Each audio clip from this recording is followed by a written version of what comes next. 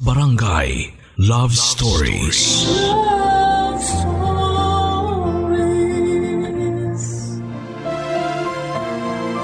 Maraming bagay sa mundo ang ginugusto natin. Pero hindi ibig sabihin ang lahat ay mapapa sa atin. May mga makukuha tayo at meron ding hindi. Depende sa kalalabasan kung paano natin pinaghirapang makuha ang mga nais natin. Ikaw, kapuso, pagdating sa pag-ibig ay naranasan mo na ba ang kasabihan kung hindi ukol, hindi bubukol? Dear Papa Dudut, hello po, unahan ko na po kayo ha, sana'y magustuhan niyo po at ng mga tagapakinig ang kwento ko. At sana po ay may makuha silang kahit konting aral. Ikakwento ko po ng very light ang nangyari sa aming magkakaibigan 3 years ago. Ako po si Jervy, 25 years old. 22 years old po ako noong mangyari ang kwento ko at graduating na noon sa college sa kursong engineering. Bunso po ako sa 4 na magkakapatid. Hindi naman po kami mayaman pero maayos naman ang buhay namin. Engineer po ang tatay ko at yun po ang ipinambuhay at ipinangpaaral niya sa amin. Hindi naman po dahil sa tatay ko kaya ako kumuha ng engineering. Wala pong pumilit sa akin na kunin ang kursong ito at kagustuhan ko po kasi dahil idol ko si tatay kaya gusto ko pong maging katulad niya. Well, sa pagiging engineer lang po, hindi po kasi ako kagaya ni tatay na brusko. Kung ano man po ang iniisip ninyo ay tama po kayo. Yes po, bading po ako. Pero discreet po ako. Lalaki pa din kumilos at magsalita. Maliban na lamang paminsan-minsan, nakakagamit ako ng mga gay lingo. Sa panahon ngayon, sino naman po ba ang hindi gumagamit ng gay lingo? Halos lahat naman po ata. Anyway po, balik na po ako sa ikukwento ko pero bago po yon, ay may mga ipapakilala po muna ako sa inyo. Kami pong lahat ay nasa edad 22 noon. Ang una po na ipapakilala ko ay si Jason, ang kaklase namin na crush ng bayan at ng kabilang bayan. Malakas po ang appeal niya pero mind you Papa Dudut, hindi ko po siya crush kasi para ko lang siyang brother. Ewan kong brother din ang tingin niya sa akin o sister, Diyos lang po. Si Jason po ang best friend ko. Elementary pa lamang ay magkaibigan na kami at dahil doon ay umangat na siya sa level ng pagiging brother. Ang susunod po ay ang trusted friend kong si Laida. Mapagkakatiwalaan po siya kaya ko nga siya naging trusted friend. Hindi ko po kasi masabing best friend kasi college pa lamang naman po kami naging close. Pero konti na lang po ang iaangat ko na siya sa pedestal ng pagiging best friend. Anyway, maganda po siya in fairness sa kanya kaso'y mahina ang loob. Mamaya ko na po ikukwento kung saan mahina ang loob niya. Ang pangatlong ipapakilala ko sa inyo ay si Marie, ang bruha. Isa po siyang buhay na patotoo ng mga kontrabida sa totoong buhay. Transferi po siya mula sa ibang school. Marahil ay matatanong ninyo kung bakit ko sila ipinakikilala. Kasi po ay sila po ang mga bubuo ng casting sa masalimuot na pag-iibigan. Si Laida po ay may gusto kay Jason. Kaso pag lumalapit si Jason ay tumutupi siya na parang napupunta sa ibang dimensyon. At ayaw ipahalatang gusto niya si Jason. Dahil sa hiya at takot daw. May amats din yung kaibigan kong yun eh. Anyway, syempre dahil kaibigan ko siya at kaibigan ko si Jason, ay ako na ang gumagawa ng paraan para magkalapit silang dalawa. Kaso nga po ay may kontrabida na itinago natin sa pangalang Marie. Pero yun po talaga ang name niya. Patay na patay po siya kay Jason. So I guess, nahulaan nyo na ang magiging takbo ng storya. Ganon pa man Papa Dudut kahit parang mapanood nyo na sa teleserye, ang ganitong kwento ay may twist naman po ito. Malalaman po ninyo yan sa paglaon ng kwento ko kaya simulan po muna natin sa simulang simula.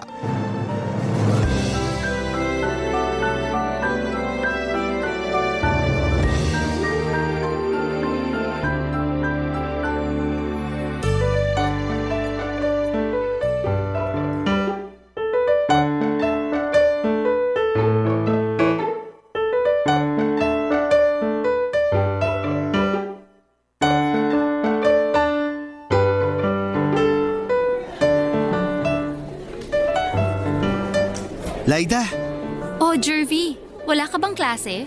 ikaw wala ka bang klase? Wala, mamaya pa. Pwes, edi wala pa din akong klase. Mamaya pa din. Magkaklase tayo, remember? Ay, oo nga pala. Ano ba namang tanong yan? Bakit parang walay ka na naman sa sarili mo? Alam mo minsan, masasalubong mo na lang ang sarili mo kasi hinahanap ka. Kaya nga gusto kitang kausap eh. Sumasaya ang umaga ko. May assignment ka na ba? Meron na. Bakit? Mangongopya ka? Excuse me, no? Wala sa bokabularyo ko ang mangopya ng assignment. Mangopya sa exams, oo pa. Ay nako, nakakatawa ka talaga. Natatawa ka? Eh seryoso ako.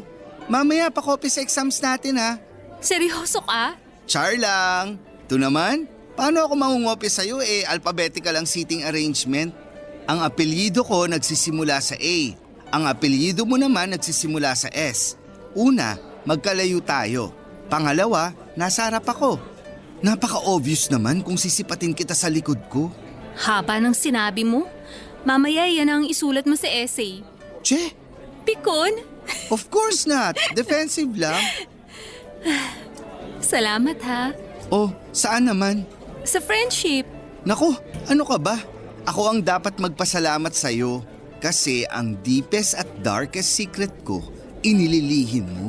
At walang makakaalam kahit kailan. Salamat. Walang anuman. Oh, isplok mo na ang kinikimkim mo. Dali, ichika mo na. Ano bang kinikimkim? Wala.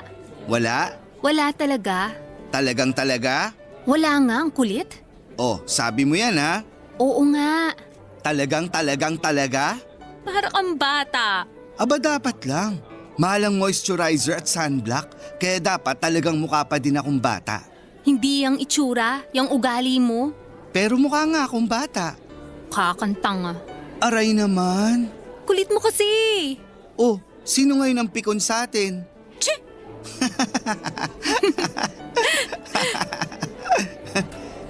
Ayan, tapos na maglaro si Jason. Pupunta na yun dito. Aha! Bakit? Bakit ka namumula? Huwag mo sabihin nag-blush on ka. Hindi ka naman dumukot sa bag mo. Ano bang namumula? Baka sa init lang kasi hindi ako nakapag-sunblock. Kanina okay ang kulay mo, ngayon namumula ka. Aha! Alam ko na ang dahilan ng pagkatuliro mo. Ano bang sinasabi mo? Crush mo si Jason, no? Hoy, tumigil ka nga. Baka may makadinig sa'yo. So crush mo nga si Jason. Wala akong sinasabing ganyan. Mamatay? Ano ba yan? Ayoko pang mamatay, no? So totoo nga. Hindi, no? Wag ako, Laida. Wag ako. May third eye ako. Kaya ngayon nakikita ng third eye mo ay multo. Sige nga, kung hindi mo crush si Jason, mamaya sabihin mo sa kanya, "Hi, crush!" Para kang timang. Seryoso ako. Kasi kung walang mali siya yun, masasabi mo sa kanya. Since naiiya ka, meaning, totoo. Hindi nga. Ah, sige, ganyanan ha. Mula ngayon, maglilihim na din ako sa'yo.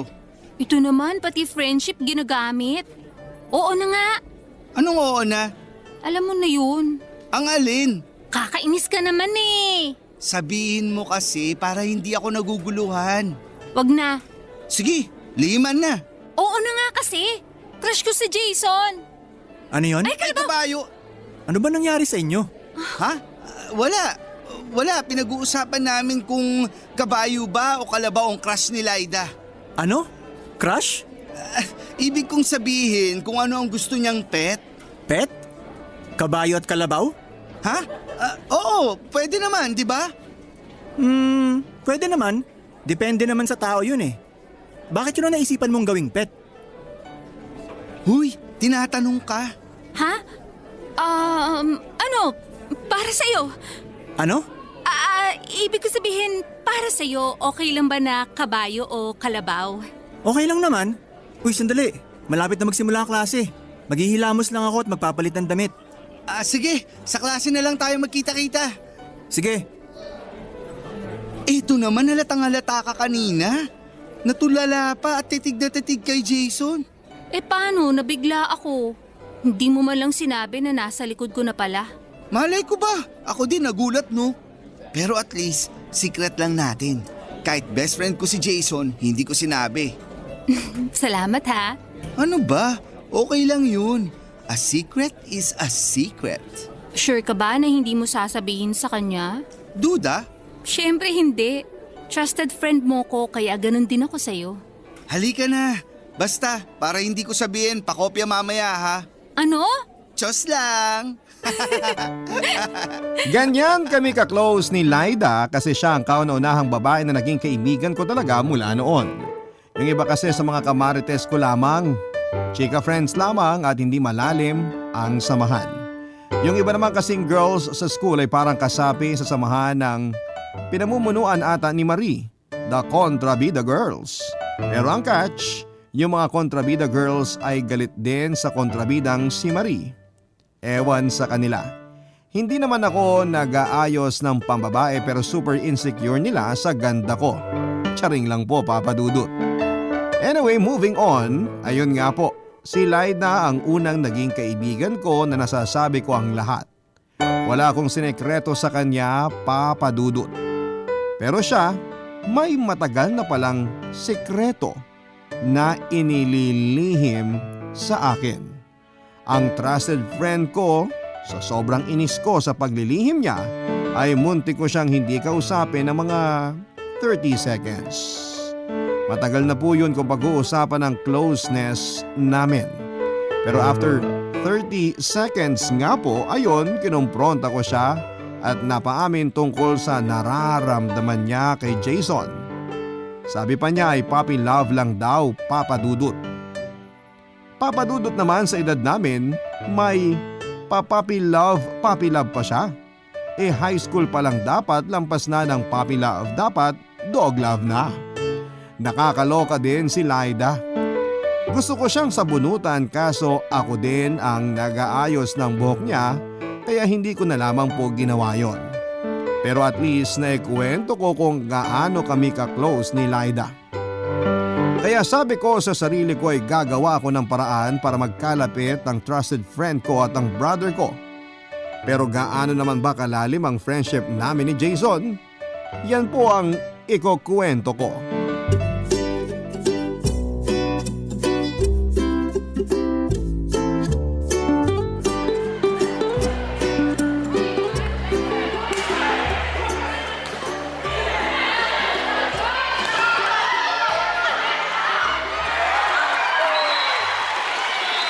Yes! Ang galing talaga ng kapatid ko!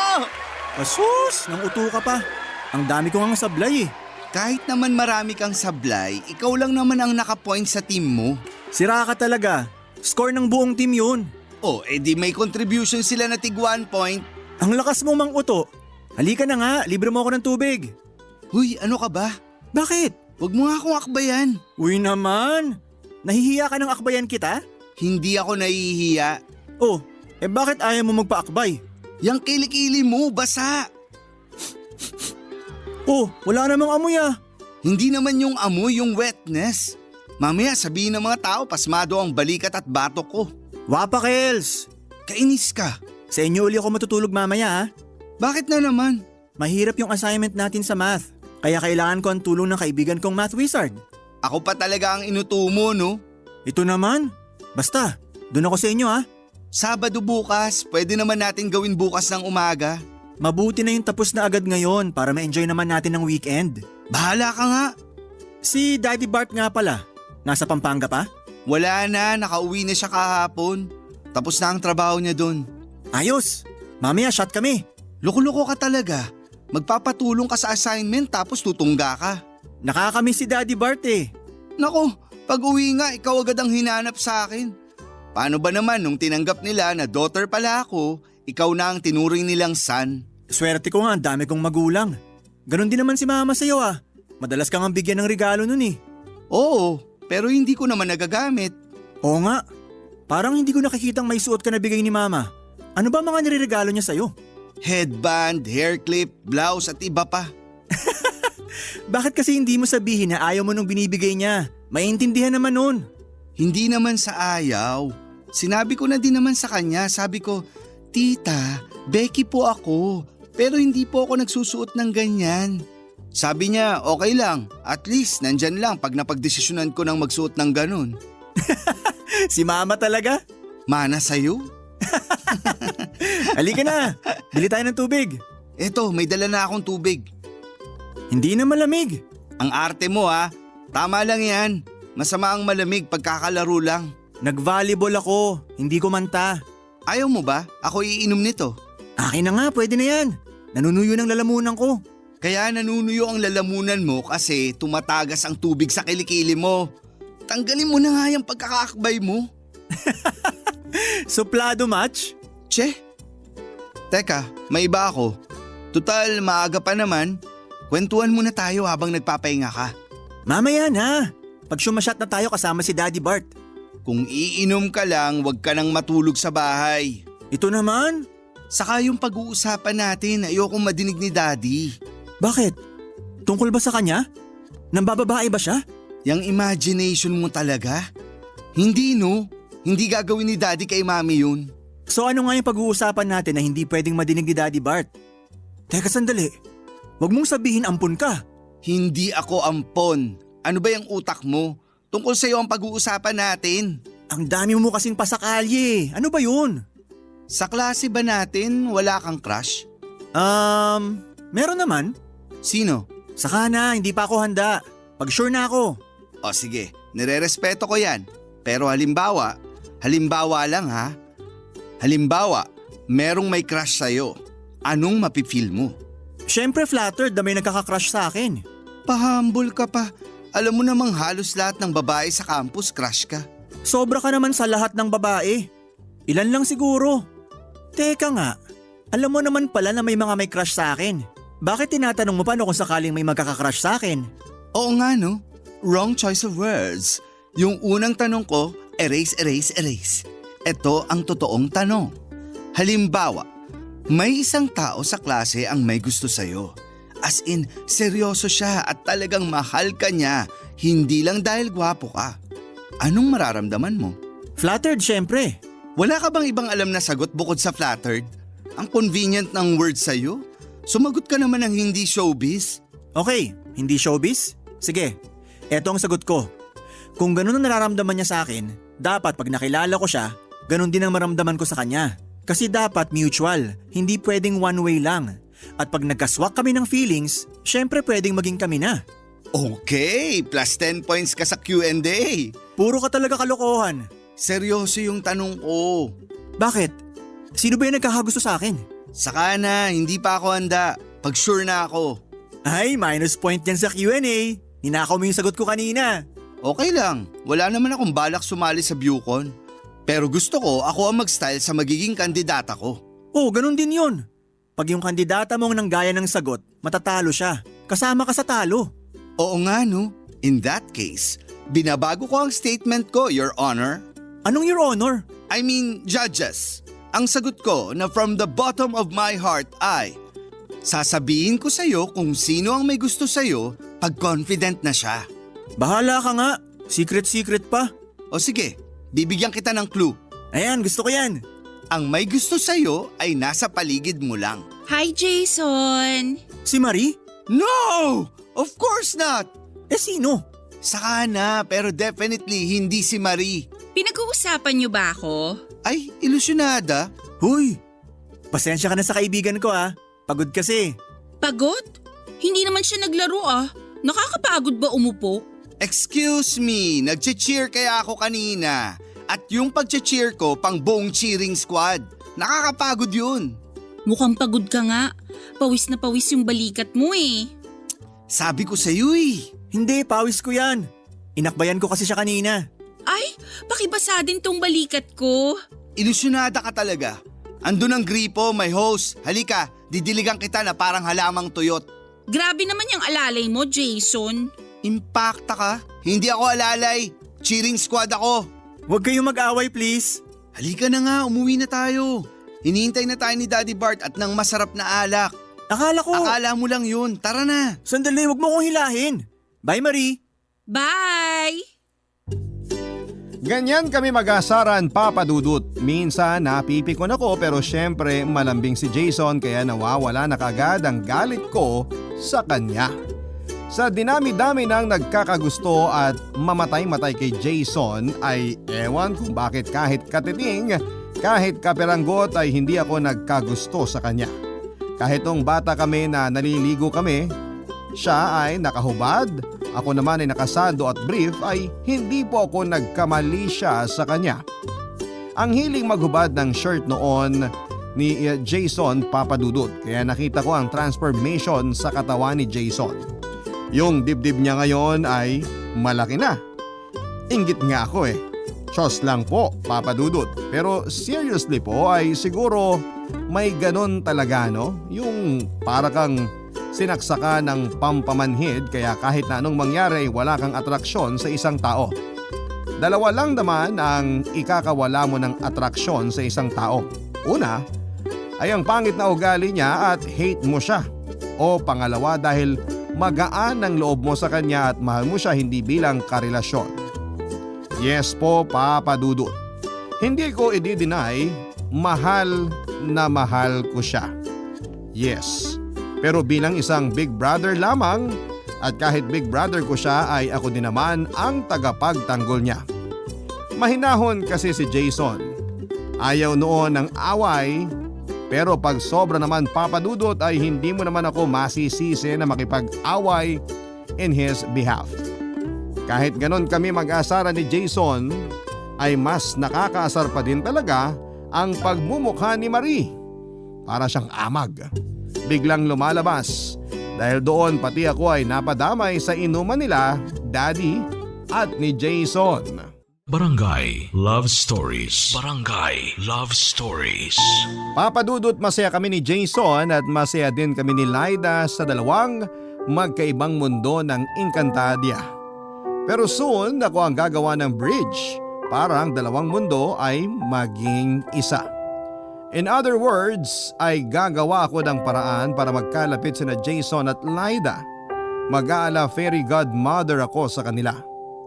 Sa totoo lang, Papa Dudut, parang hindi naman ako mahihirapan. Kasi pagkausap ni Lyda si Jason ay parang nag-glow siya. Alam mo yung parang may kilig na pigil.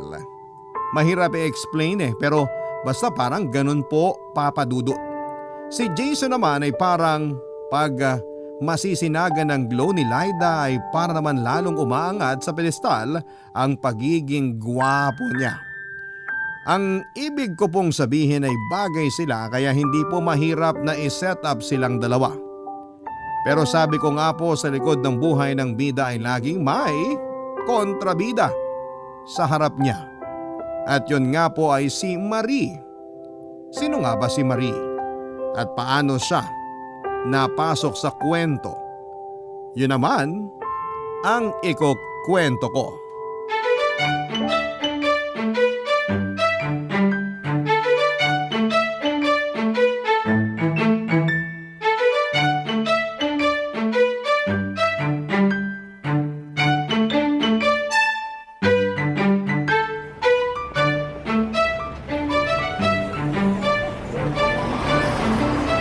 Hello, ano na? Papunta na ako dun sa tambayan natin. Sandali naman. Bakit ka pa kasi umuwi? Mag-isa tuloy akong naglalakad. Mamaya, mapano ako dito? Orte naman, tanghaling tapat eh. Tsaka dati ka na namang dumadaan dyan. Basag trip ka naman eh. Sana man lang sinakyan mo ako sa pag-arte ko. Ewan sa'yo. Teka, nasan ba si Jason? Bakit hindi kayo magkasabay? May lakad sila ng mama niya. Malamang bibilhan na naman ako ng kung ano-ano nun. Swerte mo naman. Nako, hindi ko naman nasusuot ang mga binibigay niya at alam niya yun. Hindi yun. Ang sinasabi ko tungkol kay Jason. Sabi ko ang swerte mo at ang close nyo. Nako, ano ba? Hindi naman espesyal si Jason. Pareho lang din natin yun. Basta, swerte ka pa rin. Ano ba? Magkakwentuhan ba tayo dito sa phone o magkikita tayo? Ay, bumalik kang sumpong. Eto na po, nakabihis na at aalis na. Bilisan mo ha, malapit na ako doon. Ayoko maghintay na mag-isa. Ang lakas maka-loner. Paalis na nga, diba? Ay, sandali. Parang nakikita ko na. May masasalubong akong Bozanian. Buzanian? Anong Buzanian? Sa Voltes 5? Exactly! Ano bang sinasabi mo? Eto, makakasalubong ko siya. Malayo pa lang, kita ko na yung sungay eh. Sino ba yan? Ang dami namang makakasalubong, bakit ikaw pa? Kilala ko yung boses na yan ah. Si Marie? Mismo. Sige, mamaya na tayo mag-usap. O sige, papunta na ako dyan. Bye. Anong sabi mo? Sabi ko, ang daming pwedeng makasalubong, bakit ikaw pa? Alam mo, mas nakakatakot yung naglalakad ka mag-isa tapos bigla kang sinalubong ng palakpakan. Patawa ka din, no? Pero at least, palakpakan ang sumasalubong sa akin. Pero ang mga nagpapalakpakan, mga laman lupa. Mas okay na ang lamang lupa kesa naman sa'yo. Aba natural, dahil hindi kita papalakpakan kahit kailan. Eh di wag, care ko. Matanong ko lang, bakit ka nag-transfer dito sa school namin?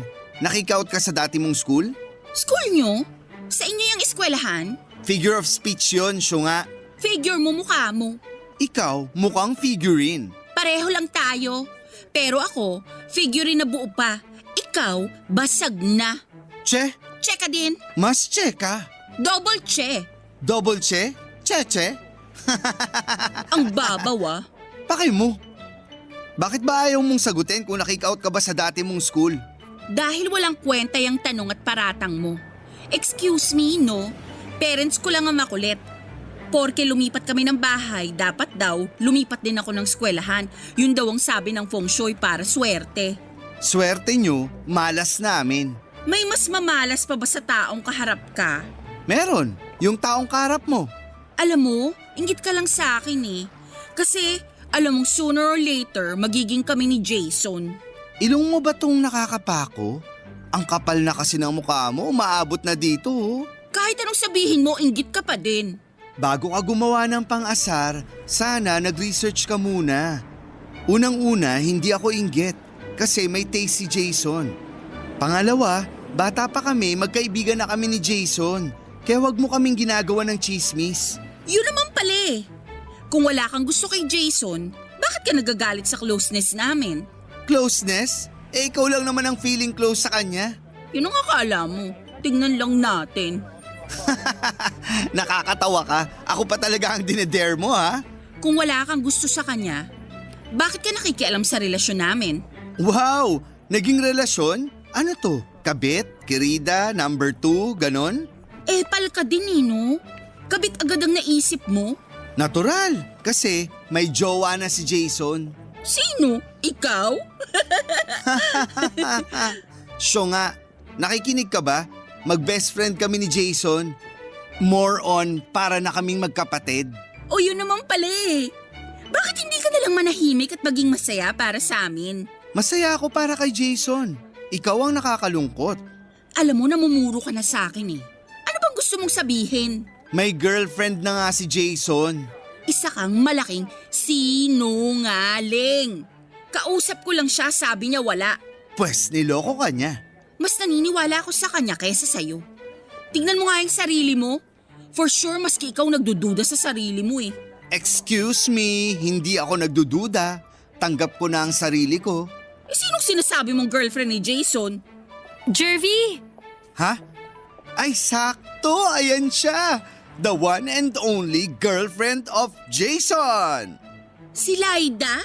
In the flesh. Sino ngayon ang sinungaling sa atin? At bakit? Eh, kausap ko lang yung si Laida kahapon. Tinanong ko siya kung may boyfriend na siya. Ang sabi niya, wala. Ha? Totoo ba yun? Oo. Bruwa ka, bakit mo sinabi? Malay ko bang sasabihin mong kami na ni Jason? Kahapon pa kayo nag-usap, kanina lang naging sila ni Jason. We, sinungaling ka talaga. Hindi naman pumasok si Jason ngayon kasi kasama niya mama niya. Ha? Pwes, nag-deny siya. Nagkita sila kanina ni Laida bago sila umalis ng mama niya. Sige pa. Etsyusin mo pang sarili mo. Ikaw lang naman ang naniniwala sa sinasabi mo eh. Makaalis na nga. Che, Check ka din.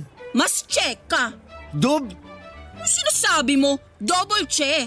single che. Lika na Laida, takbo! Hoy! Bumalik ka dito! Hoy! Isa kang malaking che!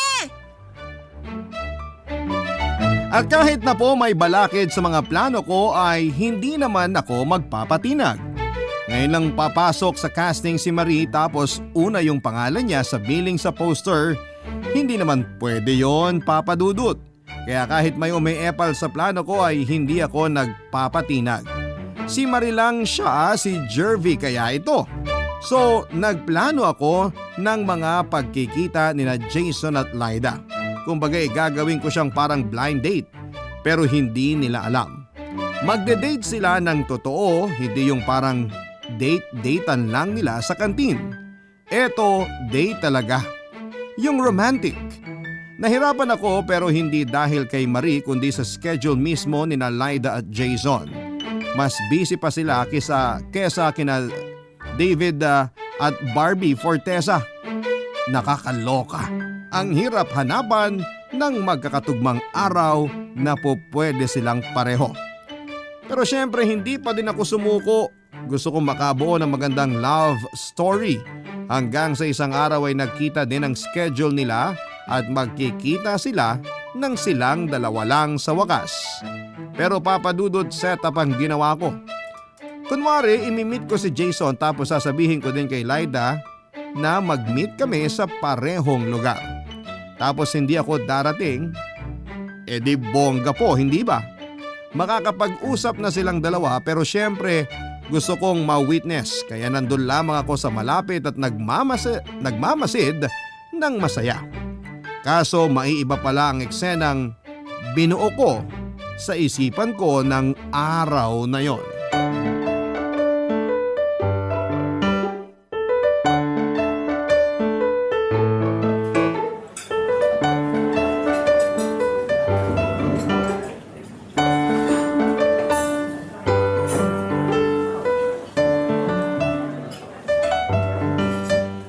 Ay kabayo, kaloka. Hello? Hello, nasan ka na? Excited ka ba? Sabi mo kasi 7 p.m. Kuya, 6:45 pa lang. Ay, oo nga pala. Advance pala tong relo ko. Parang nadinig ko kasi ang boses mo dito sa resto. Akala ko andito ka na. Wala pa. Wala pa ako dyan. Basta hintayin mo ko. Ano ba kasi yung pag-uusapan natin? Kung sasabihin ko sa'yo ngayon, edi sana hindi na kita niyaya dyan sa resto. Oo nga. O sige, bilisan mo ha. Kulit naman, oo nga. Basta wait lang. Bye na. Okay, sige. Kaloka, bakit ba nakalimutan kong isilent tong cellphone ko? Buti hindi niya nadinig. Kinabahan ako. Akala ko mahuhuli na ako. Tawagan ko nga si Laida.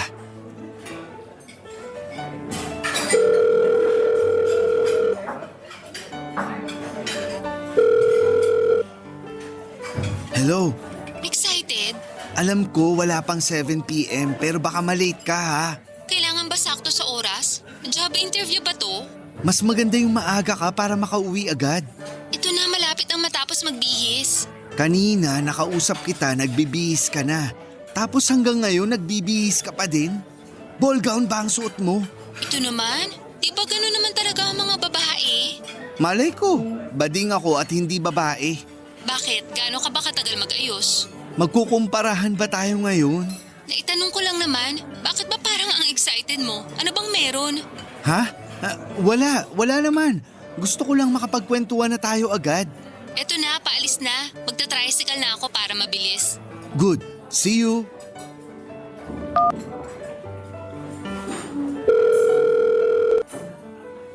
Hello? Nasaan ka na? Papunta na. Magta-tricycle na ako para mabilis. Ang tagal mo. Nababato na ako dito. Sus, sanay ka naman na walang kasama. Sa kwarto, oo. Pero dito sa resto, ibang bagay yun. Isipin mo na lang nasa kwarto mo ikaw. So maghuhubad ako dito. Sabi ko isipin mo lang, wag mong gawin. O sige na, pababa na ako ng tricycle. Pasakay pala ako ng tricycle. Bilisan! Bastos! Hindi pa ako tapos magsalita eh. Salamat, dumating din. Laida? Jason? Bakit ka nandito? Ikaw, bakit ka nandito? May usapan kami ni Jervy eh. Ha? Kami din eh. So, tatlo pala tayo magkikita? Malamang nga siguro. Pero hindi naman niya sinabi. Sa akin din. Ngayon ko lang din nalaman. Pero parating na daw siya. Anong parating? Nung sabi niya nandito na siya. Ha? Wala pa siya. Kanina pa ako nandito eh. Luka-luka talaga yun. Pinagmadali pa ako magbihis. Pero kahit nagmamadali ka, ang ganda mo pa din ha? Parehong-pareho kayong magkaibigan. Pinubola niyo ako. Baka si Jervy mambobola. Ako, honest ako. Sige na nga. Baka pwede na makaupo. Ay, oo sorry. Nawala sa isip ko. Nabigla kasi ako na nandito ka pala. Jason! Marie? Ikaw din pinapunta ni Jervy? Hindi! No! Not! Never! Bakit ko papapuntahin yan? Ayoko nga siyang makita. Saan ka galing? Ako? Diyan sa likod niyang haligi na yan. Kanina pa ako nagtatago dyan. Nung kausap kita sa cellphone, nandyan ka lang? Oo. Ang labo mo naman. Alam mo namang hindi ako nakapromo, mauubos ang load ko. Tumigil ka nga. Ako ang tumawag. Paano mauubos ang load mo? Ah, ikaw ba? Akala ko ako ang tumawag. Nalito na tuloy ako. Ano ba kasing ibig sabihin nito?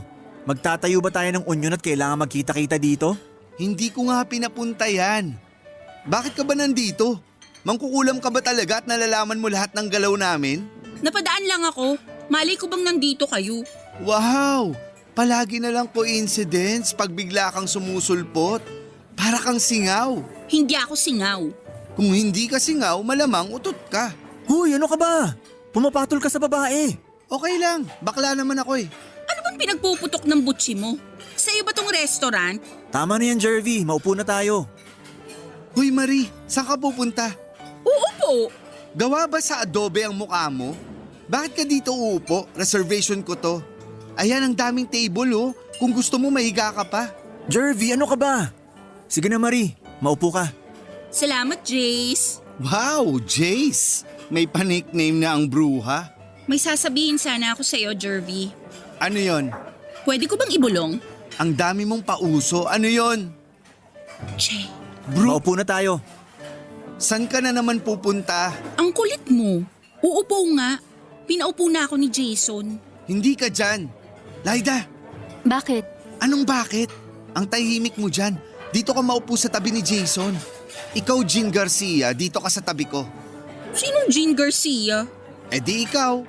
Ay, salamat. May maganda ding lumabas sa bibig mo. Salamat at Jean Garcia ako. Bakit masaya ka? Jean Garcia ka, hindi dahil maganda ka, kundi isa kang impaktita. Mamaya magkapikunan na kayo niyan ha. Upo na kasi, nakatingin ang mga tao dito. Laida, upo ka na. Salamat, Jason. Anong tinatayo mo dyan? Babantayan mo akong kumain? Umusog ka kaya? Gusto ko dito, doon ka sa kabilang side. Paano ako pupunta dun? Tumayo ka muna, bruha ka. Pati pag upo ba pag-aawayan nyo pa? Ito eh.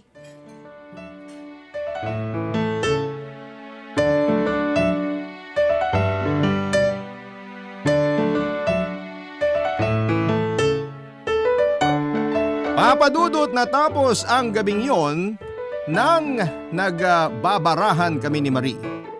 Pero yung pagtatapos ng gabing yon ay ang simula ng mas bonggang warlan namin ni Marie. Kundi ba naman mahadera papadudot ang tagal kong plinano tapos ay sisirain niya lamang. Ewan nga kung kanino niya nabalitaan na may magaganap na pagkikita. May sa mangkukulam yata ang bruha. Ang kapal papadudot. Ako pa ang pinagbayad ng kinain niya. Eto kasing si Jason pinagsabihan na naman ako na wag daw akong madamot. Akala mo siya ang magbabayad. Wala naman akong magawa papadudot kasi sabi ko sagot ko ang pagkain ng gabing yon. Totoo naman.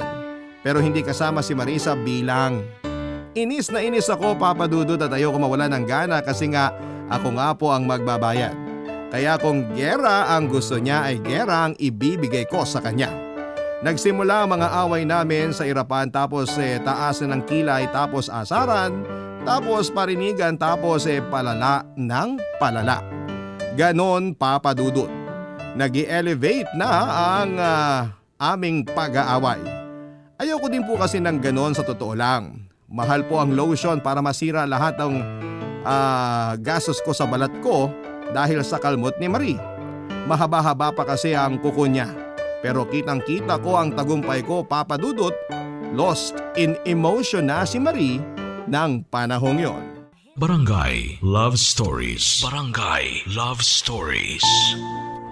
Papa Dudut, ramdam ko na nagkakalapit na sina Jason at Lyda. Gusto ko na ngang magsuot ng diaper at magpadala ng pana kasi feeling ko po ay ako si Cupido. Pero may special palaso ako para kay Marie. Yon ay pag pinana ko siya ay maglalaho siya sa balat ng earth, wind and fire. Pero ang hindi ko kinaya ay nang away na niya si Lyda. Akala ko ay parehas si Marie, Papa Dudut. At yung away namin ay sa amin lang, kaso'y dinamay niya si Lyda. Siyempre hindi ako papayag. Mas lalo akong naging masipag sa paggawa ng paraan para magkalapit sina Lyda at si Jason. Sa wakas ay nagkita din sila at madalas silang magkita. Kahit nawawala na ako sa eksena dahil nga sila na ang madalas na magkasama ay okay lang sa akin. At least masaya ang dalawang malapit sa puso ko. Lagi ako nagtatanong sa dalawa kung sila na nga ba. Palaging sinasabi na wala pa sila sa ganong estado, Papa Dudut. Okay lang, at least wala pa daw sila.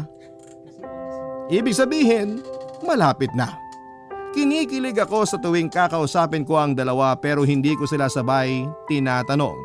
Nagkakausap lamang kami pag yung kami lang ni Lyda o kung kami lang ni Jason. Dahil nga sa gumagandang relasyon ng dalawa ay lalo namang nag-upgrade ang pagkakontrabida nitong si Marie.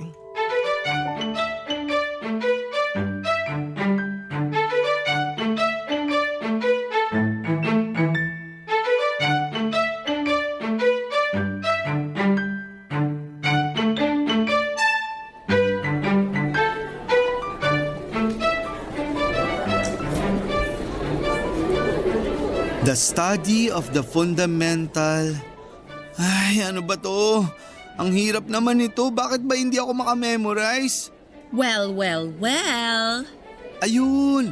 Kaya naman pala nahihirapan ako mag-memorize. May masamang hangin. Ang sabihin mo, mahina ka talaga sa science, kaya ka nahihirapan.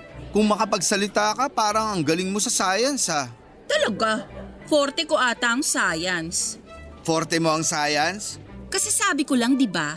Kung forte mo ang science, pues ako, 50 ko ang science. Anong 50? 50, mas mataas sa forte. Nagpapatawa ka, hindi ka namang kalbo. Mamaya ikaw, pwede ka na magpatawa. At bakit naman? Kasi maya-maya lang, kakalbuin kita sa sabunot. Subukan mo. Siyempre hindi ko gagawin. Dahil hindi naman ako kasing evil mo. Ano yung pinapakalat mong sinungaling si Lyda? Ako ang awayin mo. Sinungaling naman talaga siya. Obvious naman na pinupush mo siya kay Jason, tapos sasabihin niya hindi daw totoo yun. Dahil hindi niya pa alam na pinupush ko siya kay Jason. Imposibleng hindi niya alam. Halata naman na may gusto siya kay Jason. Meron nga, kaya nga pinupush ko Dahil gusto ko ang kaibigan ko mapunta sa matino. Ano sinasabi mo? Hindi ako matino? Bakit? Counted ka ba?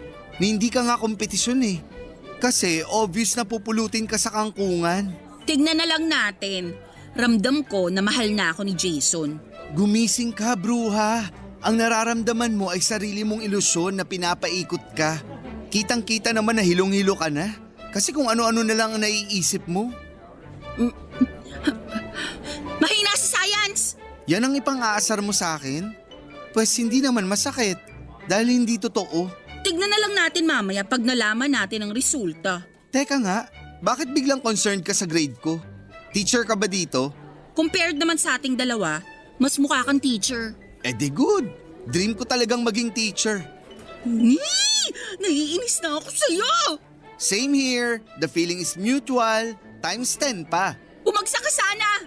Yung punong may bunga ng buko sa tapat mo, bagsakan ka sana. Pangit! Ano kaya yun? Manunukso, hindi naman totoo. Bakit? Maganda ka ba? Kung babae lang ako, baka ilang pasok kita sa beauty contest. Patawa ka. Wala naman akong balak sumali sa beauty contest eh. Alam ko, kaya nga beauty contest eh. Dapat may beauty. Ano kaya yun? Manunukso, hindi naman totoo. Wah, gaya-gaya. Hi, Marie. Huwag mo akong mamari-mari. Teka, bakit parang galit ka?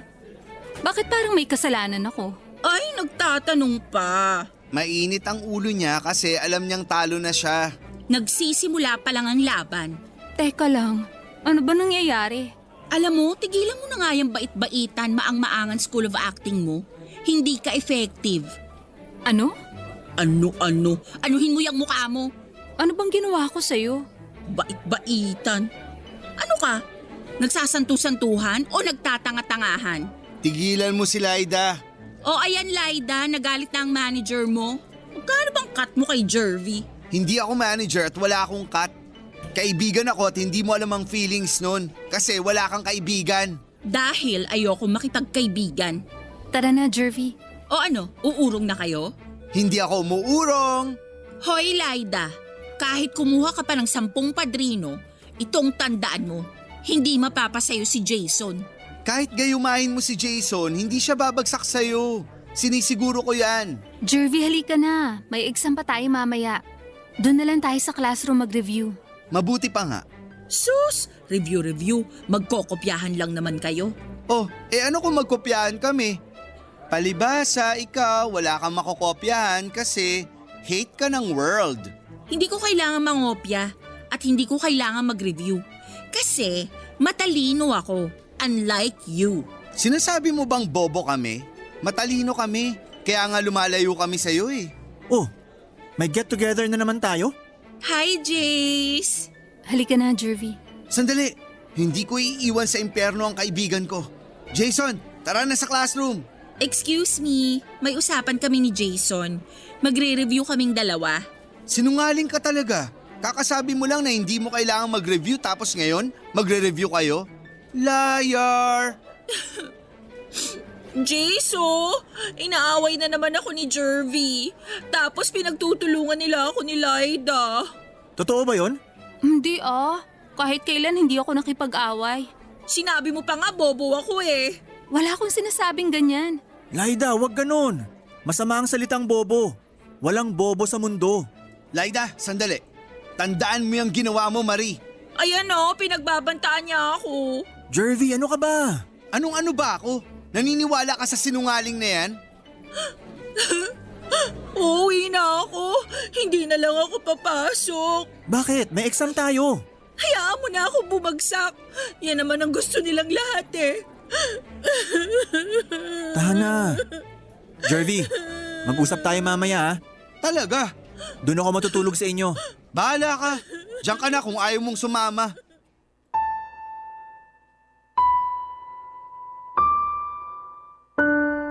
Papadudot, medyo na-disappoint ako sa best friend ko kasi hindi man lang niya na ipagtanggol si Laida kay Marie. Pero saka na kami magtutuos ni Jason, uunahin ko muna ang source of all the problems, si Marie. Alam mo ba, Papadudot, nung araw ng paghaharap namin kahit pa ang dami ko ng pangit na pinagsasabi kay Marie, aba hindi man lang tinablan. Mas tinablan pa ako ng inis kasi wale yung effort ko na buwisitin siya. Sa nakita ko kay Marie ng araw na yon ay parang may binubuong grand plan ng bruha. Uunahin ko siya. Hindi siya magwawagi kaya gumawa ako ng SSD o ang sobrang seryosong secret date para kina Laida at kay Jason. At sisiguraduhin kong wala sa eksena si Marie at hindi na niya masisira ang plano ko gaya noong una. Magde-date sila ng totoong date at effective pa naman siguro yung plano ko kung magkahiwalay ko silang yayayain. Kasi normal naman sa amin yon. Pero this time ay hindi na sa isang restaurant. Wala na po kasi akong budget. Nilamon na ni Marie last time. Ang plano ko ay super secret talaga pero imbes na kitain ko sila ay susunduin ko sila isa-isa at tapos ay ihahatid ko sila sa tagpuan sa isang park. Susunduin ko muna si Jason tapos aalis ako sandali tapos si Laida naman ang susunduin ko. At pag magkasama na sila ay aalis na ako ng lumuluha. Kasi sa wakas, effective ang plano ko? Wala lang po, ina-anticipate ko lang po yun. Hanggang sa dumating na ang tinakda kong araw.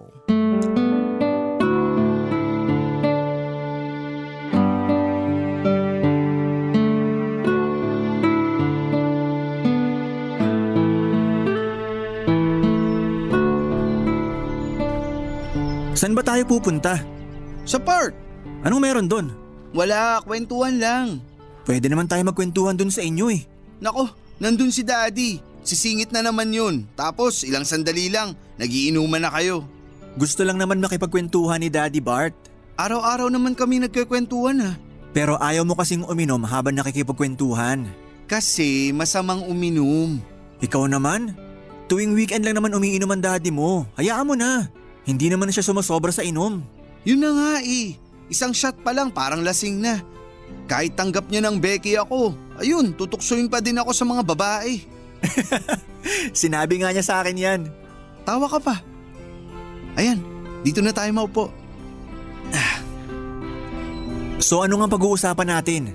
Dediretsuhin na kita kung bakit kita niyaya dito. Una muna, gusto kong sabihin na hindi ko nagustuhan yung nangyari nung isang araw. Hindi mo pinakinggan si Laida at mas naniwala ka kay Marie. Hindi naman sa ganon. Oh, bakit mas sumama ka kay Marie? Para hindi na siya sumunod sa inyo. Kasi kung sasama ako sa inyo, siguradong susunod siya at mag-aaway na naman kayo. At malamang awayin din niya si Laida.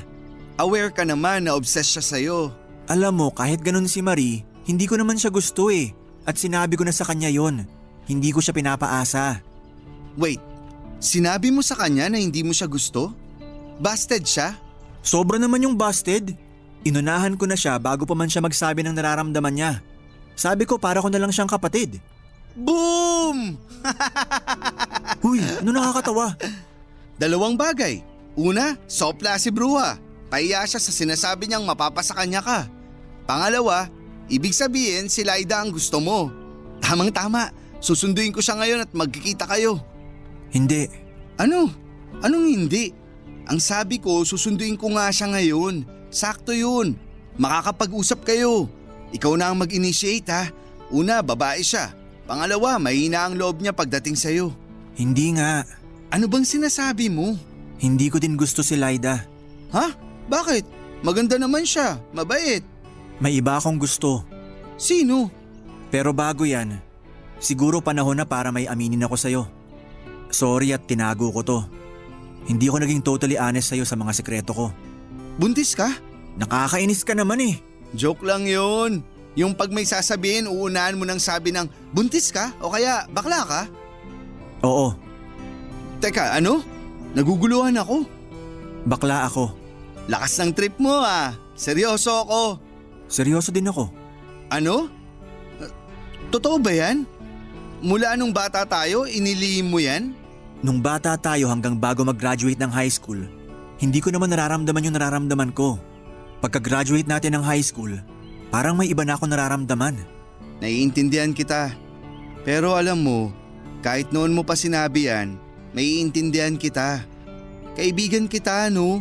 At saka, i-judge pa ba naman kita ako nga Becky din. Teka, paano mo nasabing may iba kang nararamdaman noon? Kasi akala ko nung una wala lang. Pero iba talaga nararamdaman ko eh. Kumembot ka ba? Tumili? Ano? Hindi. Nagkagusto ko sa kapwa lalaki. Ay, teka ha. Ako nga na ang tagal ng out, wala pang nagugustuhan. Ikaw na hindi pa out, may nagustuhan ka na? Oo. Ikaw. Ikaw ang gusto ko. Okay, sige. Tanggap ko na Becky ka din. Pero wag mo naman akong pagtripahan. Noon pa lang mahal na kita. Pinipigilan ko nararamdaman ko kasi ayoko masira ang friendship natin. Sana kahit inamin ko to sa'yo ngayon, kung hindi pareho ang pagtingin mo sa akin, maintindihan ko. Pero sana huwag kang magalit sa akin. Naiintindihan kita. Pero pwede bang pag-isipan muna natin yan? Tapos pag-usapan na lang natin kapag naproseso na ng mga utak natin. Oo.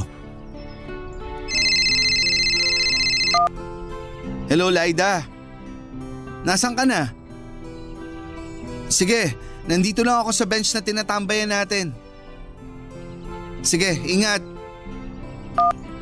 Parating na si Laida. Kausapin mo siya. Anong sasabihin ko sa kanya? Yung totoo. Mapapagkatiwalaan mo si Laida. Hindi pa ata ako handa. Sige, nirerespeto ko ang desisyon mo. Aalis na muna ako. Hindi ko pa din ata kayang harapin si Laida ngayon. Saan ka pupunta? Sa bahay. O sige, pupunta ako dun mamaya. Sige, Mag-ingat ka. ikaw din. Ay, ano ba to? Hoy, Ay, nandiyan ka na pala. ang layo ng tingin mo ah. Parang ang lalim pa ng iniisip mo. Ah, wala to. Nakita ko kanina sa malayo may kausap ka. Si Jason ba yon? Ha? Oo, Oh, saan siya pupunta? uuwi daw muna. Maupo ka muna. Bakit mo ba ako pinapunta? Hindi ko alam kung paano sasabihin sa'yo eh.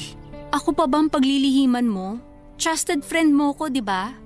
Hindi siguro dapat sa akin manggaling. Ang alin? Kalimutan mo na. Saka na yun. Ang importante, nandito ka na. Oh, ano nga pag-uusapan natin? Mahal mo ba si Jason? Sa totoo lang, dati oo. Pero matapos yun nangyari nung isang araw, parang biglang nagbago ang pakiramdam ko sa kanya. Parang nawala lahat yung pagmamahal ko. Pasensya ka na sa kanya ha. Kaya lang daw niya ginawa yon para mailayo si Marie sa atin. Kasi alam niyang hindi titigil si Marie. Pero hindi naman daw niya mahal si Marie at sinabi na niya yun sa kanya. Pero kahit na, parang mas masaya ko kung kaibigan ko na lang siya. Seryoso ka ba? Oo, alam ko naman na mabait si Jason. Kaya hindi nabawasan ang pagiging kaibigan ko sa kanya. Salamat uli. Di bale, makakatagpo ka din ng para sa'yo. Natagpuan ko na siya. Napakabait niya. Lahat ng kailangan mong hanapin sa isang lalaki nasa kanya na yata. Ipinagtatanggol pa niya ako. Wow, girl! I'm so happy for you. Ikaw malihim ka ha? Sino siya? Ikaw, Ah, okay. Ako? Tigilan mo nga ako sa joke mo. Seryosong tanong ko.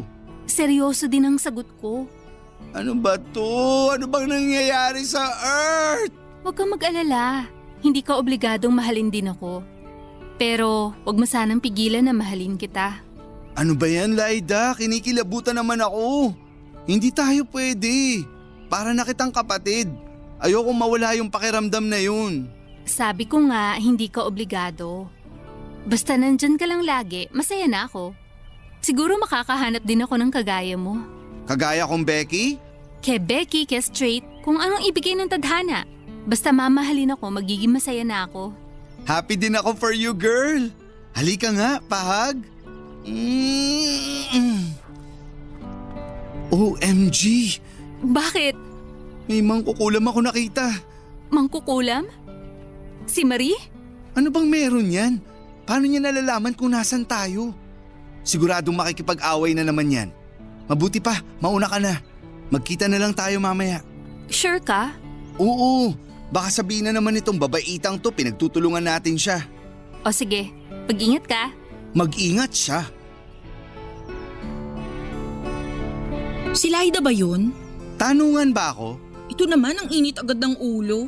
Sino ba naman ang hindi mag-iinit ang ulo sa'yo? Baka pwedeng ceasefire muna tayo. We, Oo nga.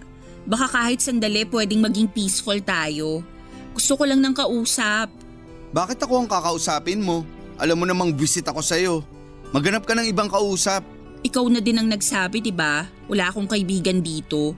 Lahat sila hate ako. So sinong kakausapin ko? Kasalanan mo yan eh. Naamin ko naman eh. Kaya lang naman ako nagtatapang-tapangan kasi ayokong mabuli gaya dun sa pinanggalingan kong school bago ako lumipat dito. Ayaw mong mabuli, kaya ikaw ang nambubuli. Sorry na nga, inaamin ko na mali. Teka nga, kinuha ka ba ng alien tapos ginawa kang mabait? Ito naman talaga oh. Nagtatago lang ako sa tapang-tapangan ko. Anong dahilan sa climate change? Para kang iceberg na natunaw dyan. Teka, dahil binasted ka ni Jason ano? Ang sakit naman ng binasted. Baka naman pwedeng... Sige na, binasted na kung binasted. Alam mo girl, gets naman kita eh.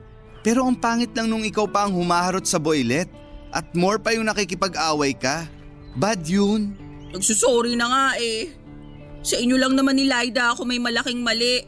Yung iba naman, iniirapan ko lang so siguro hindi naman ganun kalaki ang kasalanan ko sa kanila. O siya, nakikita ko naman na sincere ka kaya forgiven and forgotten na ang kasalanan mo. Salamat. Sandali girl, close agad? Bakit may payakap ka pang nalalaman? Ganun naman ang friends, diba? Girl, pinatawad pa lang kita. Wala ka pang one step up to the friendship ladder. Sige, gagawin ko kung anong kailangan. Maging kaibigan nyo lang ako ni Lyda. O porke binasted ka ni Jason, ayaw mo na siyang maging friend? Kasi package deal kami. Kung hindi mo siya friend, hindi mo ako friend. Sige, hihingi na din ako ng tawad kay Jason kahit binasted niya ako. Good! O ayan, naka 2 steps up ka na to the friendship ladder. Salamat. Oh, umayos ka na. Baka sabihin inaway na naman kita at ako na ang ituring nilang mean girl. May mga tao, kunwari tumatawa tayo. Tawa! Papadudot gulong-gulo ako bakit nagkaganon. Bakit iba ang ending na nasa isip ko sa ending na nangyari. Pero kahit po ganon ay walang friendship na nag-end. Okay pa kami ni Jason at okay pa din kami ni Lyda. Oo, papadudot. Hindi po nagkatuluyan sina Jason at Lyda. Kung kami naman po ni Lyda ang tatanungin, hindi rin po naging kami. Naintindihan niya naman ang sitwasyon ko at kung gaano ko siya tinuturing na sobrang trusted friend na nag-elevate na sa pagiging sister best friend. May boyfriend na po siya ngayon at happy na sila. FYI po papadudot, may kinalaman din po ako sa tinatamasang happiness ni Lyda sa ngayon at ako naman ay sure na aalagaan at mamahalin siya ni Luther. Hindi din po naging kami ni Jason at hindi din naman siya bitter. Kasi nagpasalamat pa siya sa akin kasi dahil daw sa akin ay nagkalakas siya ng loob para mag-out. Nakalabas na siya sa kloseta, papadudot, na sa feeling ko, ibang closet ang pinagtaguan niya kasi hindi kami nagkita doon noon. Ngayon po, papadudot ay parang brother ko na si Jason ay sister ko pala siya. Para naman sa kontrabida ng bayan na si Marie ay okay na po kami. Naawa po ako sa kanya nung magkausap kami at umiiyak siya. Naiintindihan ko naman siya. Kaya syempre kinaibigan ko na rin siya para peaceful ang buhay. Masarap kasing walang kaaway. Sobrang peaceful ng buhay namin ay may sasabihin po ako sa inyo, papadudot. Kami na po ni Marie. Hindi ko din po alam kung papaano ipapaliwanag pero ganon talaga. Hindi po laro ang nararamdaman ko ha. Mahal ko po talaga si Marie at mahal niya din ako. Kahit alam niya na isa akong Becky. Happy naman sina Jason at Lyda sa amin ni Marie kaya mas lumaki ang grupo namin as family. Salamat po papadudot sa pagbasa ng aking dramatic story pero masayang kwento pa rin. Ang inyong forever kapuso at kabarangay, Jervy. Nagustuhan ng iyong napakinggan? Ituloy yan via live stream sa www.gmanetwork.com/radio. Barangay LS 97.1 Forever!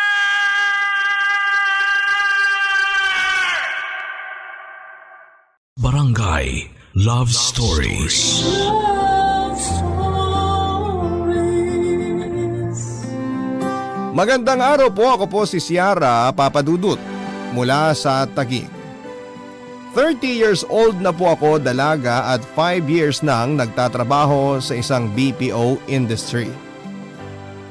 Wala po talaga akong planong maging call center agent noong una pero sa buhay na ito na po siguro ako dinala ng destiny ko. Kahit na hindi naman po ito ang landas na gusto kong ipursu, ay masaya po ako dahil sa trabaho kong ito ay meron naman na po akong maayos-ayos na buhay. Pangarap ko po talagang maging engineer. Actually nakapagtapos po ako bilang civil engineer pero hindi po napursu ang pangarap kong ito due to personal reasons na hindi ko na lamang po babanggitin. Sa ngayon ay sapat po ang income ko para sa mga gastusin. Nababudget ko rin po ito base sa mga wants and needs ko.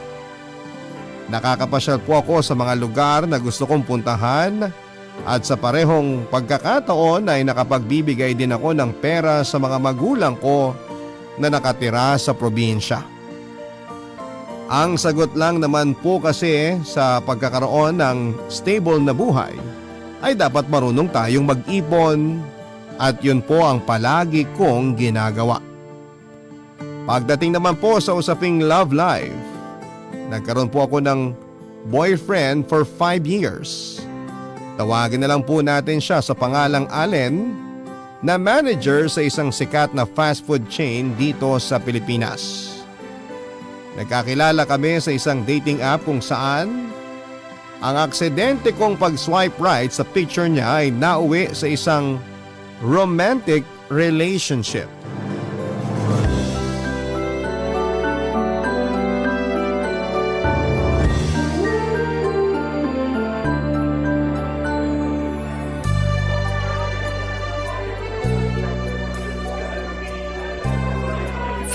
Ka ba talaga?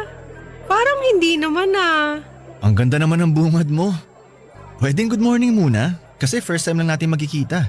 Ay, sorry. Good morning.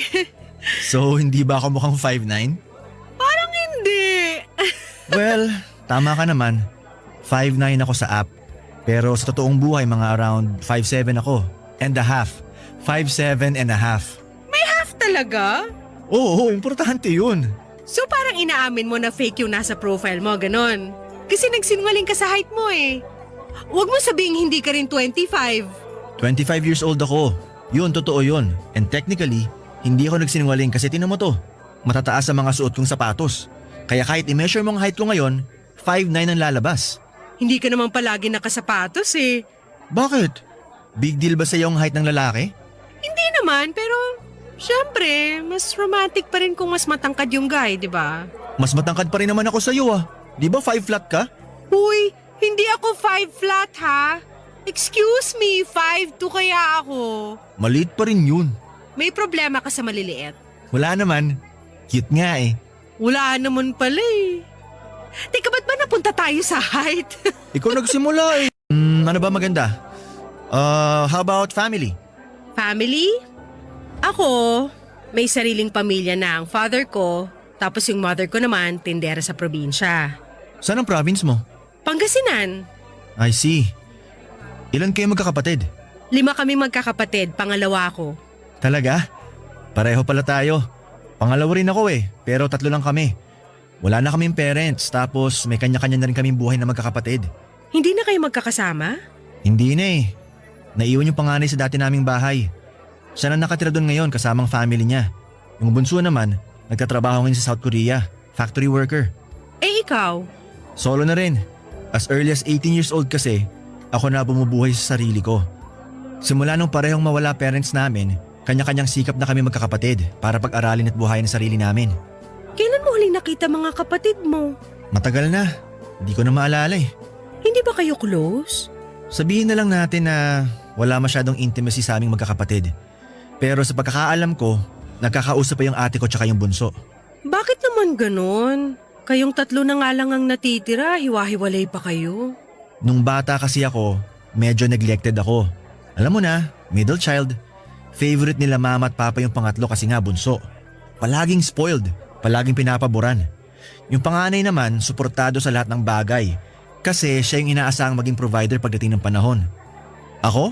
Wala lang. Parang nandyan lang para makompleto yung pamilya. Ang lungkot naman ng ganon. Kaya nga nung lumaki ako, natuto na akong wag dumepende sa ibang tao. Parang bumababa kasi yung self-worth ko nung ma-realize ko na di pala ako nabibigyan ng sapat na atensyon ng pamilya ko. Masakit pala yun. Hayaan mo. Pagdating sa akin, never mong mararanasan ng ganong bagay. Weh, totoo ba yan? Oh, promise!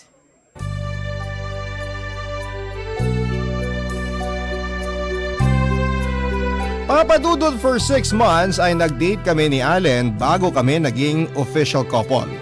Aminado naman ako na noong unay, hindi po ako physically attracted sa kanya. Pero sa pagtagal ng pagsasama naming dalawa, ay unti-unting nagbago ang pagtingin ko sa kanya noong nakilala ko na ang totoong Allen. Nagtatrabaho pa po ako noon bilang barista sa isang well-known na coffee shop. After 1 year ay nag-decide kami ni Allen na magsama na sa isang apartment. Naghanap kami ng matutuluyan sa Makati at doon ay nag-live-in kaming dalawa. Papadudot mas lalo pang lumalim pa ang relasyon naming dalawa ni Allen simula noong nagsama kami sa isang bubong.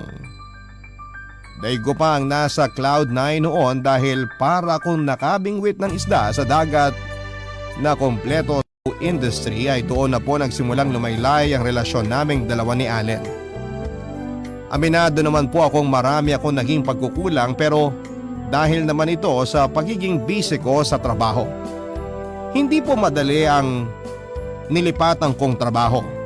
Bukod sa nakakapagod na night shift ay dumagdag pa ang pagiging stressful at toxic ng working environment ko. Kaya ang dating solid at almost perfect na relasyon namin ay unti-unting lumabo sa loob lamang ng 2.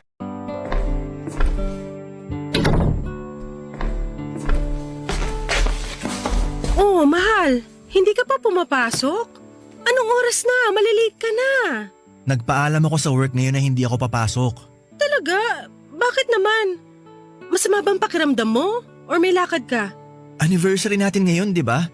Nakalimutan mo na naman ba? Oh my gosh! Anong date na ba ngayon? 29 na ba? Hala, mahal, sorry. Alam mo namang iba na ang body clock ko ngayon, di ba? Minsan nalilito na talaga ako sa mga dates, lalo na night shift ako. Okay lang. At least ngayon alam mo na. Last year ganito rin tayo eh. Kaya hindi na ako nag-expect. Sorry na. Galit ka ba? Magpahinga ka na. Lalabas tayo mamayang gabi. Nagpa-reserve ako sa favorite resto natin. Off mo naman mamaya, di ba? Oo! Wala akong pasok mamaya. Promise, babawi ako sa'yo tonight. Tsaka nag-book nga pala ako ng hotel sa Tagaytay. Doon tayo magse-celebrate bukas. Bukas? Hala! Bakit ngayon mo lang sinabi? Bakit? May problema ba? May team building kasi kami bukas sa Rizal. 2 araw yun. Hindi ko ba nasabi sa'yo? Seryoso? Mahal naman. Akala ko nasabi ko sa'yo eh. Yun na nga lang yung araw na magkakasama tayo. Tapos ilalaan mo pa yung time na yun sa trabaho? Sorry. Hindi ko naman alam na may plan ka palang lumabas eh. Sabihin mo nga, mahal mo pa ba ako? O mas mahal mo ng trabaho mo? Mahal kita. Siyempre mahal kita, Allen. Pero work to eh. Para sa future naman nating dalawa to. Anong future? May future pa ba tayo? Kasi pakiramdam ko wala na eh. Twice a week na nga lang tayo kung magkita. Gigising ako mag-isa. Papasok ako sa trabaho na wala ka kasi nga patapos ka pa lang sa trabaho mo. Uuwi ako na wala ka kasi papunta ka na sa trabaho. Daig pa natin ang LDR eh. Pero iniintindi ko yun kasi trabaho yan. Pero itong ganito, ito na nga lang yung araw na pwede tayo magsama eh. Ipagdadamot mo pa sa akin? Mahal, hindi naman sa ganun. Nawala lang talaga sa isip ko. Sorry talaga. Nakatira nga tayo sa iisang bahay pero hindi naman tayo nagkakasama.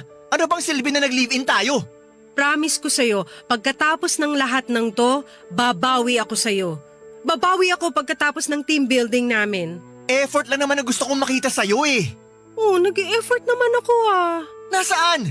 Nasaan yung effort na sinasabi mo kasi hindi ko makita. Hindi ko maramdaman eh. Nagkaroon lang tayo ng miscommunication, okay? Huwag na nating palakihin to. Hindi miscommunication na nangyari. Nawala lang talaga sa isip mo na may boyfriend ka pa pala. Anniversary natin, malilimutan mo? Bare minimum na nga lang yun eh. Hindi na ba acceptable ang makalimot ngayon? Mahal, pagod na ako sa trabaho ko. Sobrang stress na ako kaya sorry kung nakalimot ako. Sorry kung nawala sa isip ko kung anong araw ngayon. Masama ba kung mag-expect ako sa'yo? Kahit i-reciprocate mo lang yung efforts ko. Yun lang naman ang hinihingi ko eh. Oh my gosh, mahal. Please naman, wag ngayon. Sobrang drained na ako ngayong araw. Wag naman tayo mag-away ngayon. Okay. Pagod ka sa trabaho. Trabaho na naman. I understand. Ako naman lagi umiintindi eh. Lagi na lang. Mahal. Nakakapagod din minsan. Lalo na kung mag-isa ka lang nagbubuhat sa relasyon. Alam mo minsan, naiisip ko nga paano kung sumuko na lang ako? Huwag ka naman magsalita ng ganyan. Magpahinga ka na. May niluto ako dyan na breakfast. Kumain ka bago ka matulog. Saan ka pupunta? Magpapahangin lang. Mahal, sandali lang. Pag-usapan natin to ng maayos. Natatandaan mo ba yung promise mo sa akin dati? Na hindi ka gagaya sa mga magulang ko? Na hindi mo ipaparamdam na neglected ako? 2 years mo nang pinaparamdam sa akin yon, Ciara.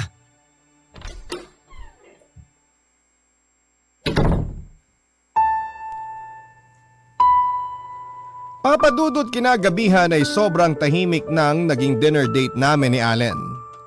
Gusto kong i-explain sa kanya ang side ko pero alam kong kahit na anong sabihin ko ay lalala lang ang sitwasyon. Kaya wala akong ibang ginawa buong gabi kundi ang humingi ng tawad. Tama siya na unti-unti ko na siyang napapabayaan dahil sa work ko at hindi ko ikinakaila ang pagkukulang kong yon. Hindi rin po natuloy ang Tagaytay trip namin at kinailangan ko talagang sumama sa team building namin noon dahil kung hindi ay malilintikan ako sa boss ko. Pagkabalik ko sa apartment after 2 days ng aming team building ay hindi ko na po nadatnan doon si Allen. Wala na lahat ng mga gamit nito maliban sa isang note kung saan ay nakasulat ang mga salitang suko na ako. Ni hindi man lang siya nag-message sa akin para man lang ma-save ko ang relationship namin. Papadudod sinubukan ko siyang kontakin pero hindi na niya noon binabasa ang mga messages ko. Hindi rin siya sumasagot sa mga tawag ko. Pinuntahan ko siya sa dati niyang tinitirhan pero hindi na siya bumalik sa lugar na yon. Kinausap ko rin ang mga kaibigan niya pero tikom naman ang mga bibig nila. Gusto ko talagang isalba ang relasyon naming dalawa noon pero hindi ko ito magagawa kung ayaw akong tulungan ni Allen. Sa huli ay tinanggap ko na lamang na wala na. Tapos na ang 5 taong relasyon namin, Papadudot. Barangay Love Stories. Barangay Love Stories. Ilang buwan din akong hindi nakapag-focus sa trabaho. Tahimik lang ako noon sa work at hindi nila ako makausap ng maayos at hindi rin ako sumasali sa mga gimmick ng mga katrabaho ko. Ginamit ko na rin noon ang sick leave ko para lamang magkulong sa apartment. Mabuti na lamang at marami akong kaibigan na handang sumuporta sa akin noon. Maliban sa kanila ay naging kaagapay ko rin po ang alak. Ito lang kasi ang tanging bagay na nakapagpapamanhid sa nararamdaman ko ng panahon na yon. Palagi ako noong tumatambay sa mga bar at club, Papadudot. Kasama ang mga kaibigan ko para lamang maibsan ang sugatang kong puso. At sa pamamalagi ko sa mga lugar na yon ay isang tao po ang nakilala ko. Si Nick. Day off ko noon, Papadudot, sakto ring maulan ang panahon, perfect time para mag-senti at balikan ang nakaraan. Pero dahil pinipilit ko noong mag-move on mula kay Allen ay naisipan kong uminom sa labas. Inaya ko ang mga kaibigan ko pero dahil maulan ay walang gustong sumama sa akin. No choice ako kundi ang gumalang mag-isa. Sa isang bar na never ko pang nasubukan, ako nagpunta, Papadudot. Ayaw ko nang bumalik sa favorite bar namin ni Allen dahil alam kong masasakit na alaala lamang ang ipaparamdam nito sa akin. Dahil nga maulan ay walang masyadong tao sa bar. Maganda naman ang ambience ng lugar, chill lang, at ang nakakatuwa ay hindi kamahalan ng presyo ng mga alak. Madami ring bouncers kaya hindi nakakatakot ang mag-isa. Umupo ako sa sulok at doon magsimulang uminom, Papadudot. Pagkatapos ko sa pang-4 na shot ng tequila ay doon na po ako nilapitan ni Nick.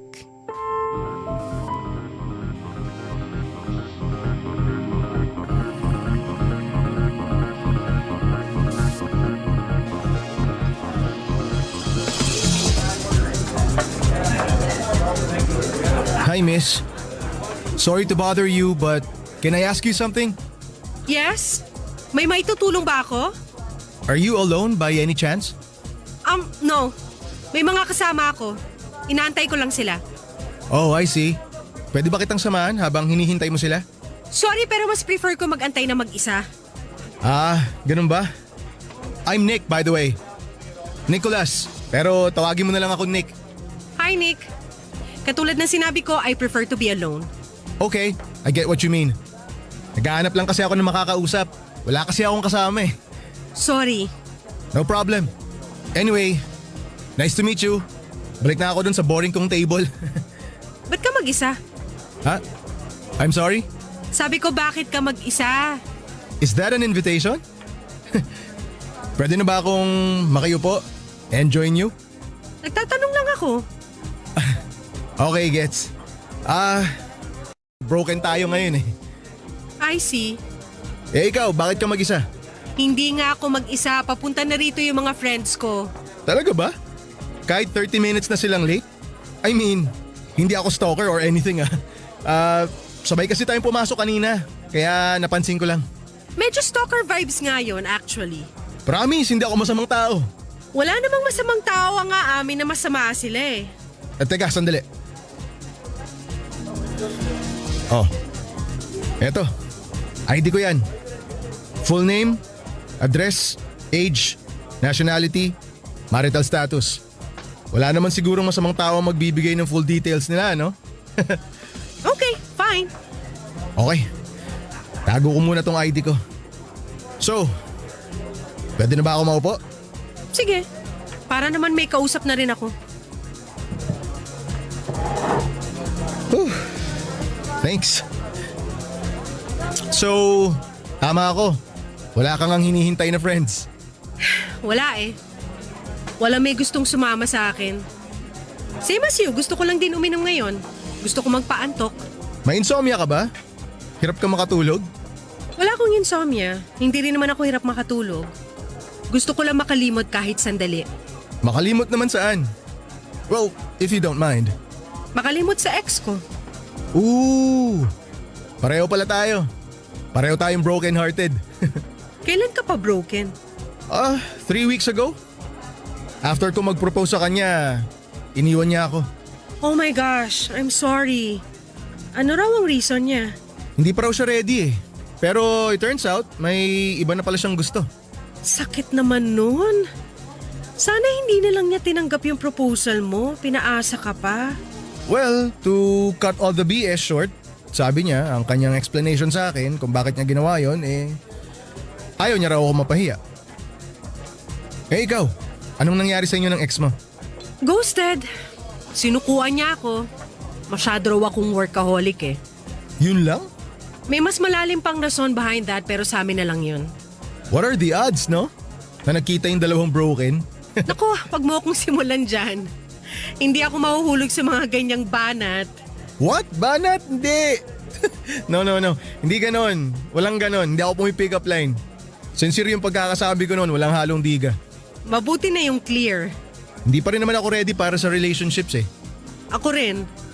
So, anong pangalan mo? Pwede ko na bang malaman? Ciara. Hello, Ciara. Nice to meet you.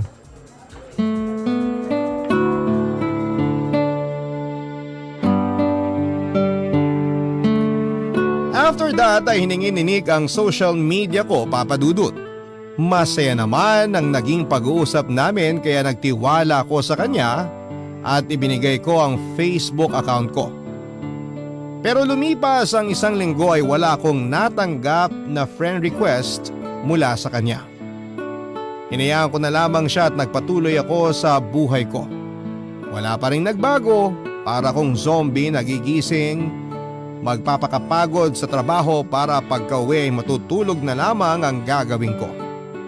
Paulit-ulit na ganon ang ginawa ko habang pilit kong tinatakasan ang mga alaala namin ni Allen. Hanggang sa isang araw ay isang Nick ang nag-friend request sa akin sa Facebook. Aaminin ko na nakaramdam ako ng kaunting tuwa nang makita ko ang pangalan ni Nick na biglang nag-pop up sa notification ko. Agad ko siyang inaccept at doon na po kami nagsimulang kilalanin ang isa't isa. In-entertain ko po si Nick sa buhay ko sa pagbabaka sakaling mapukaw nito ang atensyon ko mula sa ex ko. At nangyari naman yon, Papa Dudut. Kahit papaano ay nabaling sa ibang tao ang isip ko. Mabilis po kaming nagkagaanan ng loob ni Nick. Hindi ko inaasahan ang kulit niya, ibang level ang humor nito na siyang tanging nakapagbibigay sa akin ng ngiti sa kabila ng pagdadalamhati ng puso ko. Accountant po si Nick na nagtatrabaho sa isang bangko. Panganay sa 4 na magkakapatid at mula sa medyo may kayang pamilya. Pagkatapos ng 3 linggo simula noong huli kaming nagkita ay in-invite niya akong makipag-meet up sa labas para sa isang proper date.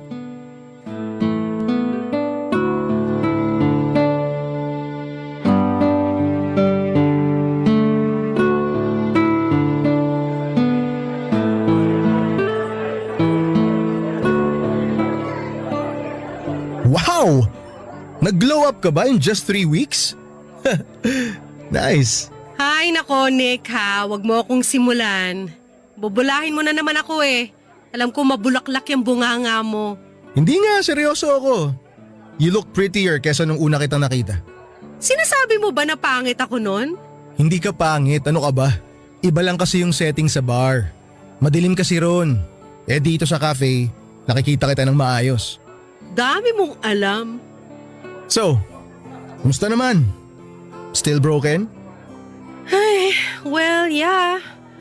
Ang hirap ipunin lahat ng piraso ng pusong nabasag eh. Relate. I know, really, hindi ko rin alam eh. Ako rin naman, hindi pa nakaka-move on until now. See? Pareho lang tayo. At least ako may ginagawa para mawala kahit papano yung sakit na nararamdaman ko. Alam mo, may proposal ako sa'yo. Proposal? Tungkol saan? Well, kailangan mo ng someone para mag-heal. Kailangan ko rin ng someone to do the same. Let's be each other someone. Nahihibang ka na ba? Weird lang pakinggan tong proposal ko sa umpisa. Pero the good thing about this is, it doesn't matter kung hindi natin mahal ang isa't isa. What you need to do is gamitin mo ang presence ko para makapag-move on ka. And ako naman, gagamitin ko yung company mo para makapag-move on din ako. Sounds like a good plan, right? In short, maggagamitan tayo. Parang ganun na nga. Alam mo ba kung bakit natagalan ako bago kita i-add sa Facebook? Bakit nga ba? Days after nating mag-meet sa bar, plano ko nang mag-self-destruct. Sobrang broken ako to the point na gusto ko nang umalis sa mundong to. Ang hirap lang tanggapin na after mong ibigay ang lahat sa isang tao, bigla ka na lang niyang iiwan para sa ibang lalaki. And then, nakilala kita. Naalala ko kung gaano ako kasaya habang kausap ka. Kung papanong nawala yung sakit na nararamdaman ko kahit panandalian lang. So, doon ko na-realize na kailangan kita.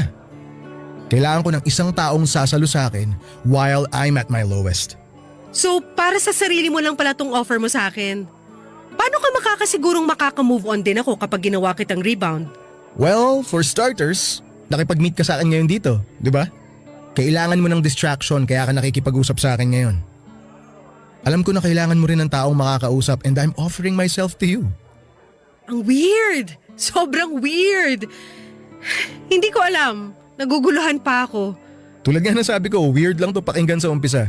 Pero pag-isipan mo, Ciara, wala naman siguro mawawala kapag nag-try tayo, di ba? I mean, hindi ka naman siguro may in love sa akin, di ba? No way! Oh, there you go.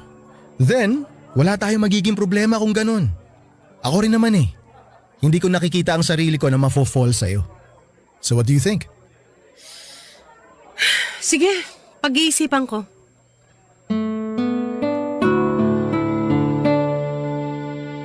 Aaminin ko, papadudot na tempting ang naging offer sa akin ni Nick. Oo, tama siya na for a while ay nakakalimot ako sa pinagdadaanan ko habang kausap ko siya. Feeling ko ay nasa safe space ako tuwing kasama ko siya. Gusto kong tanggapin ang offer niya pero nag-aalangan ako sa maaaring maging impact nito sa buhay ko. Maaaring ang sa tulong ni Nick ay makapag-move on ako mula kay Allen. Pero natatakot ako na baka dahil dito ay masanay ako na lagi kong kasama si Nick sa puntong maging dependent na ako sa kanya. Sinubukan kong kausapin ang isa sa mga kaibigan ko ukol dito at ganun din ang sentiment niya. Disaster in the making nga daw kapag pinasok ko ang relasyon na inoffer sa akin ni Nick. Sasaktan ko lang daw ang sarili ko lalo na't emotionally unstable daw ako. At the moment, alam ko papadudot na mahirap pumasok sa isang no-label relationship. Lalo na't ang purpose lang naman naming dalawa ay para ma-heal ang parehong puso namin na sugatan. Pero sa punto po ng buhay kong yon ay nangangailangan talaga ako ng taong masasandalan at si Nick ang pinaka malapit na taong maaring magbigay sa akin ng comfort na hinahanap ko. Sa huli ay pumayag po ako sa gustong mangyari ni Nick. Barangay Love Stories. Barangay Love Stories. Papadudod pumasok kaming dalawa ni Nick sa isang no-label relationship. More than friends pero less than lovers. Nung una ay wala namang problema sa naging relasyon namin. Sa katunayan ay na-enjoy ko nga ang company ni Nick. Nakatulong siya para mawala ang isip ko sa nangyari sa aming dalawa ni Allen. Naging sandalan namin ang isa't isa at sabay naming kinalimutan ang traumatic past naming dalawa. Ginagawa namin ang mga tipikal na ginagawa ng magkasintahan. Ang kaibahan nga lang ay walang love na involve sa aming dalawa. Yun naman po ang original plan. Bawal ang ma-in love. Bawal ang mag-expect. Bawal ang mag-assume. Ginawa namin ang lahat para makapag-move on, dates, travels, road trips at tumagal po ito ng mahigit 6 na buwan. May tiwala naman ako sa sarili ko, Papa Dudut, na hindi ako mafu-fall kay Nick. Ipinangako ko sa sarili ko na never mahuhulog ang loob ko sa kanya. Pero minsan ay mahirap talagang diktahan ang puso. Unti-unti ay napaibig ako ni Nick, Papa Dudut. Hindi ko alam kung paano nangyari yon pero late na noong na-realize kong nangyari na ang ayaw kong mangyari. Pilit kong itinago ang nararamdaman ko dahil alam kong may usapan kami ni Nick. Alam kong matatapos din ang kung ano man ang meron kami once na naka-move on na kami sa kanya-kanya naming ex. At nangyari naman po yun, Papa Dudut. Nalimutan ko na ng tuluyan si Allen. Napatunayan ko ito nang minsang magparamdam muli sa akin ang ex-boyfriend ko.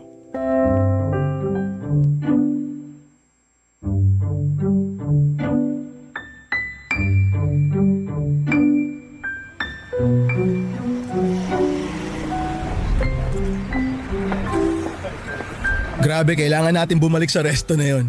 Sobrang sulit, no? Affordable pero pang 5-star ang mga pagkain. Galing mo talaga maghanap ng makakainan. Ako pa. Siyempre, cultured tong fake boyfriend mo, no? Talaga ba? O baka nakaswerte ka lang? Sige na, dito na ako. Hatid na kita hanggang sa apartment mo. Wag na. Andyan lang naman yung bahay ko. Bakit? May tinatago ka ba? Wala ah. Kahit pumasok ka pa sa loob kung gusto mo. Ciara, Allen? Anong ginagawa mo rito? Ciara, busy ka ba? Pwede ba tayo mag-usap? Sige, pero... Ciara, mauna na ako May bisita ka pala. Salamat sa pagsama sa akin ngayon Thank you din, Nick. Chat-chat na lang. Sige, mag-ingat ka pa uwi. Sige. Siya ba yung bago mong boyfriend? Anong ginagawa mo rito, Allen? Nagpunta ako rito para mag-sorry sa'yo. Gusto kong humingi ng tawad sa nagawa ko. Huwag mo nang isipin yun. Kinakalimutan ko na yung mga nangyari sa atin. Wala na ba tayong chance na bumalik ulit sa dati? Chance? Humihingi ka sa akin ngayon ng second chance after what? 5, 6 months? Ganong katagal, Allen? Bago mo na-realize na gusto mo palang ibalik natin yung dati nating relasyon? Nagkamali ako. Mali yung ginawa ko. Hindi ko dapat hinayaan na ma-overwhelm ako. Masyado ako nagpakain sa mga nangyari sa atin. I'm sorry, Ciara. Hindi ko dapat ginawa yun. Sorry din pero hindi na mangyayari ang gusto mo. Hinabol kita. Hinanap kita, nagmakaawa ako sa'yo na kausapin mo ko, na pag-usapan natin ng maayos yung mga hindi natin pagkakaintindihan. Na huwag nating sayangin yung 5 years na pinagsamahan natin. Pero anong ginawa mo? Iniwan mo ko, Allen. Ginawa kong lahat para lang makausap ka, pero hindi mo man lang ako pinansin.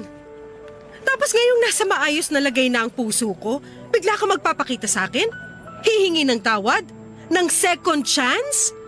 Ano ko? Tirang pagkain na iniwan mo sa ref at babalikan mo lang kapag wala ka ng ibang makain? Gulong-gulo lang talaga ako ng mga panahong yun. Gusto ko lang naman ipaintindi sa'yo na kailangan ko rin maramdaman ng pagmamahal mo. Kasi nito mga nakaraang taon, hindi ko na nararamdaman yun eh. Eh di sana yan ang sinabi mo sa akin noong simula pa lang. Sana naayos natin ang problema. Sana naisalba pa natin yung relasyon natin. Ang ginawa mo kasi, bigla ka na lang umalis sa buhay ko. Alam mo ba kung gaano kasakit yon para sa akin? Basta mo na lang ako iniwan sa ere nang wala man lang explanation. Para mo ako sinamahang umakyat sa bundok, tapos iniwan mo ako sa tuktok. Tapos kung kailan na kaya ko nang bumaba mag-isa, bigla ka magpapakita. Pangako, babawi ako sa'yo. Babawiin ko yung mga panahong sinahayang ko. Please, Yara. Bumalik na tayo sa dati. I'm sorry. Pero mas mabuti na lang siguro na panindigan na lang natin yung naging desisyon nating dalawa. Siya ba? Yung lalaki kanina? Siya ba yung pinalit mo sa akin? Hindi ko na kailangan sagutin yan. Kung wala na talaga, salamat na lang sa lahat. Salamat sa memories. Sa 5 years na nilaan mo sa akin. Hindi ko makakalimutan yon. Salamat din, Allen. Pasensya na sa abala. Kalimutan mo na lang na nagpunta ako dito.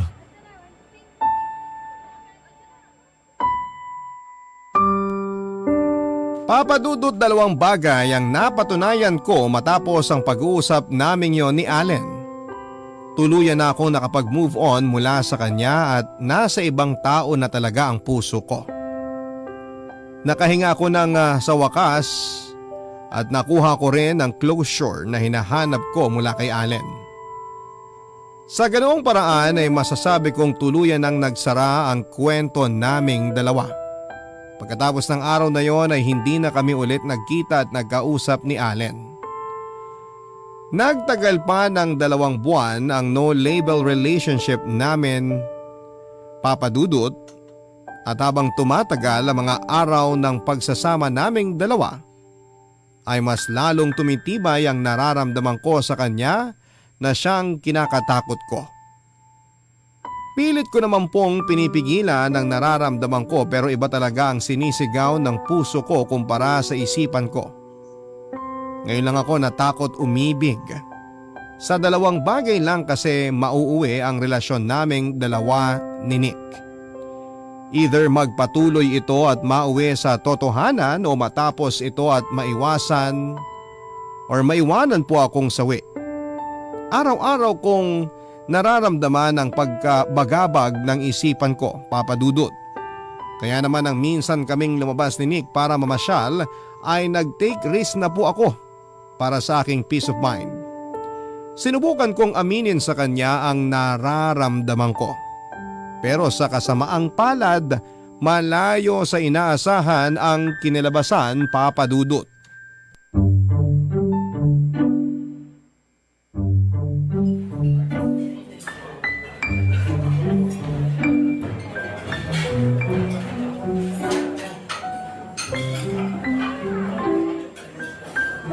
Kailan tayo huling kumain dito? 2 months ago ba?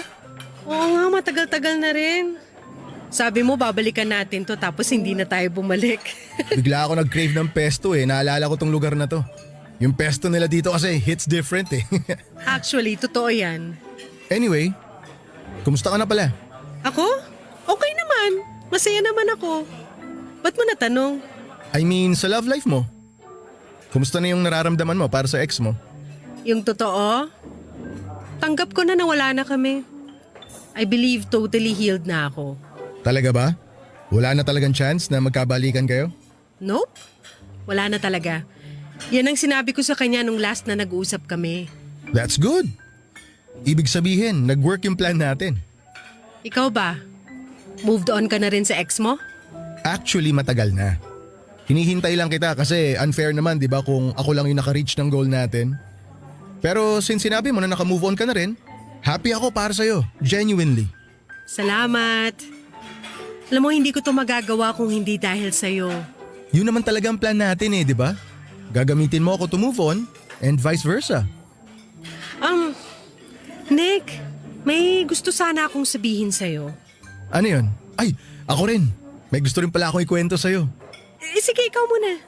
Okay, ganito kasi yun Isa rin sa mga reason kung bakit mabilis ako nakapag-move on dahil sa girl na nakilala ko. Talaga? Sino? Someone na nakilala ko sa work. Sa work? Akala ko naman, Why? Akala mo ano? wala. Anyway, nakilala ko siya a month ago. Loreen ang pangalan niya. Ang nangyari, nilipat siya sa branch namin. Pero 1 week lang siya doon kasi agad din siya nailipat sa ibang branch. Ano naman nagustuhan mo sa kanya? Yung totoo?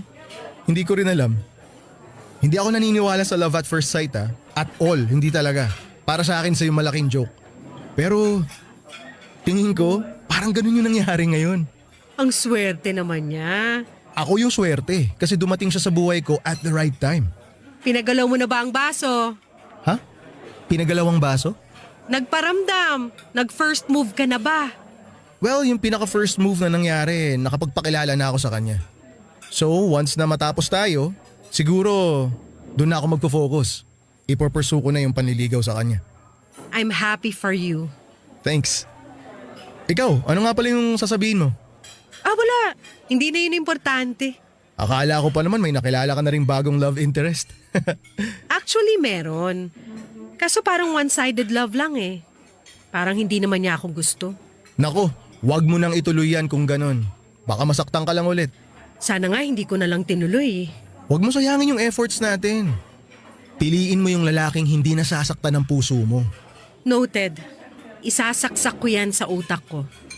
Alam mo Ciara, ang wish ko para sa'yo, makahanap ka ng lalaking magmamahal sa'yo ng totoo. Yung hindi ka naiiwan, tulad ng ginawa ng ex mo sa'yo. Sana nga. Sana nga.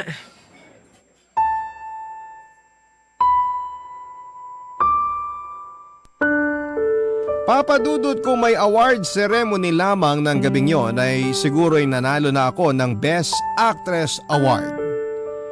Nakaya kong magpanggap na masaya ako para kay Nick kahit na nasasaktan ako. Tama nga ang sinabi ng kaibigan ko, panibagong heartbreak lang ang papasukin kasama si Nick, Papadudot. Sana'y nakinig na lamang ako sa kanya at hindi ko naman po kasi nakalang mai-in love ako kay Nick. Sobrang confident ko noon na hindi mangyayari yon pero sa huli ay matatalo lang din pala ako. Wala namang dapat nasisihin sa mga nangyari kundi ako lang din. Aware ako sa mga consequences na pwedeng mangyari pero pumayag pa rin ako na maggamitan kami. Isa pa ay may usapan kami ni Nick na bawal ang ma-in love sa bawat isa pero ginawa ko pa rin yon. Sa huli ako ang talo. Nakapag-move on ako mula kay Allen pero back to zero naman ako dahil naman kay Nick. Ang masakit pa nito ay mag-move on ako mula sa isang relasyong wala namang label at hindi naman totoo. After maghiwalay ay sinubukang i-retain ni Nick ang connection naming dalawa, Papadudot. Pero ako na po ang lumayo. Alam ko kasi na sasaktan ko lang ang sarili ko kapag patuloy ako nakipag-interact sa kanya. Mahabang panahon ang lumipas bago ako tuluyang nakalimot. Pero Papadudot, mahirap kalimutan ang isang tao lalo na kung isang bagay ang iniwan nito sa'yo na araw-araw magpapaalala sa kanya. Buntis po ako ngayon at si Nick ang ama. Hindi ko po alam sa ngayon kung ipapaalam ko ba sa kanya ang totoo lalo't balita ko ay may current girlfriend na siya sa ngayon. Ayaw ko rin naman pong makasira ng relasyon. Sa ngayon ay isosolo ko na lamang muna ang lahat habang inaayos ko ang buhay ko pati na rin ang magiging baby ko. Ito na po ang ending ng story ko, Papa Dudut. Maraming salamat po sa pag-share ng kwento ko. Ang inyong forever kapuso at kabarangay, Ciara. Barangay Love Stories. Love stories.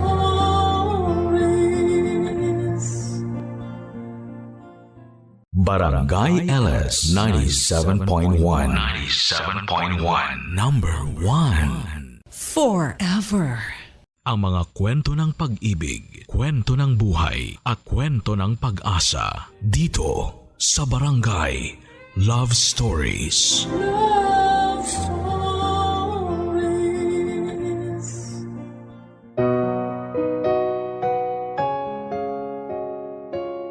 Isa sa mga pribilehiyo na meron ang ilan sa atin ay ang pagkakaroon ng kumpletong pamilya.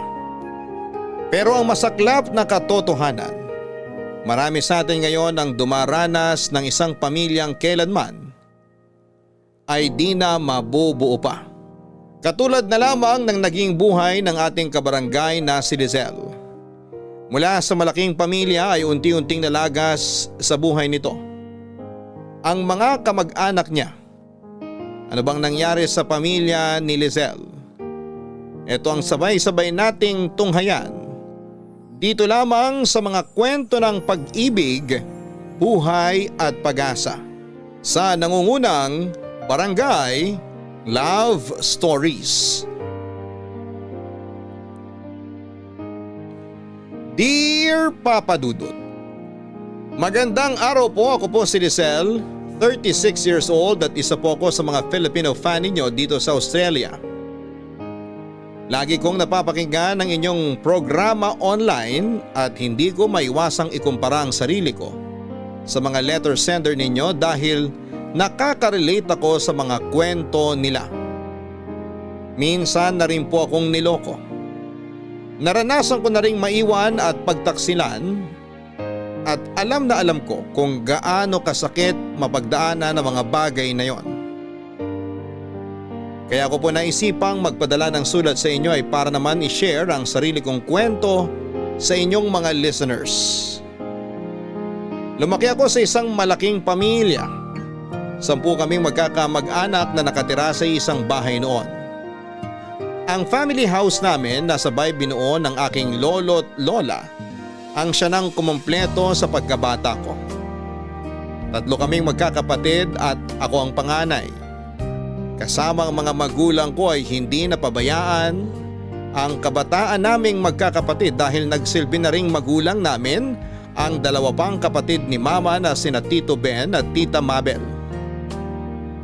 Maliban sa kanila ay kasama rin naming lumaki ang pinsan namin na uniko iho ni Tito Ben. Isa sa mga hindi ko malilimutang alaala noong bata pa lamang ako ay tuwing nagde-decorate kami sa bahay tuwing Kapaskuhan. Abala noon sina Papa at Tito sa pagkabit ng Christmas light samantalang sina Mama at Tita Mabel naman ang bumubuo ng Christmas tree. Kami mga batang taga-disenyo ng Christmas tree at sina Lolo at Lola naman ang laging naghahanda ng mga kani-kanilang merienda tulad ng biko, puto at kasava na sabay-sabay naming kinakain pagsapit ng hapon.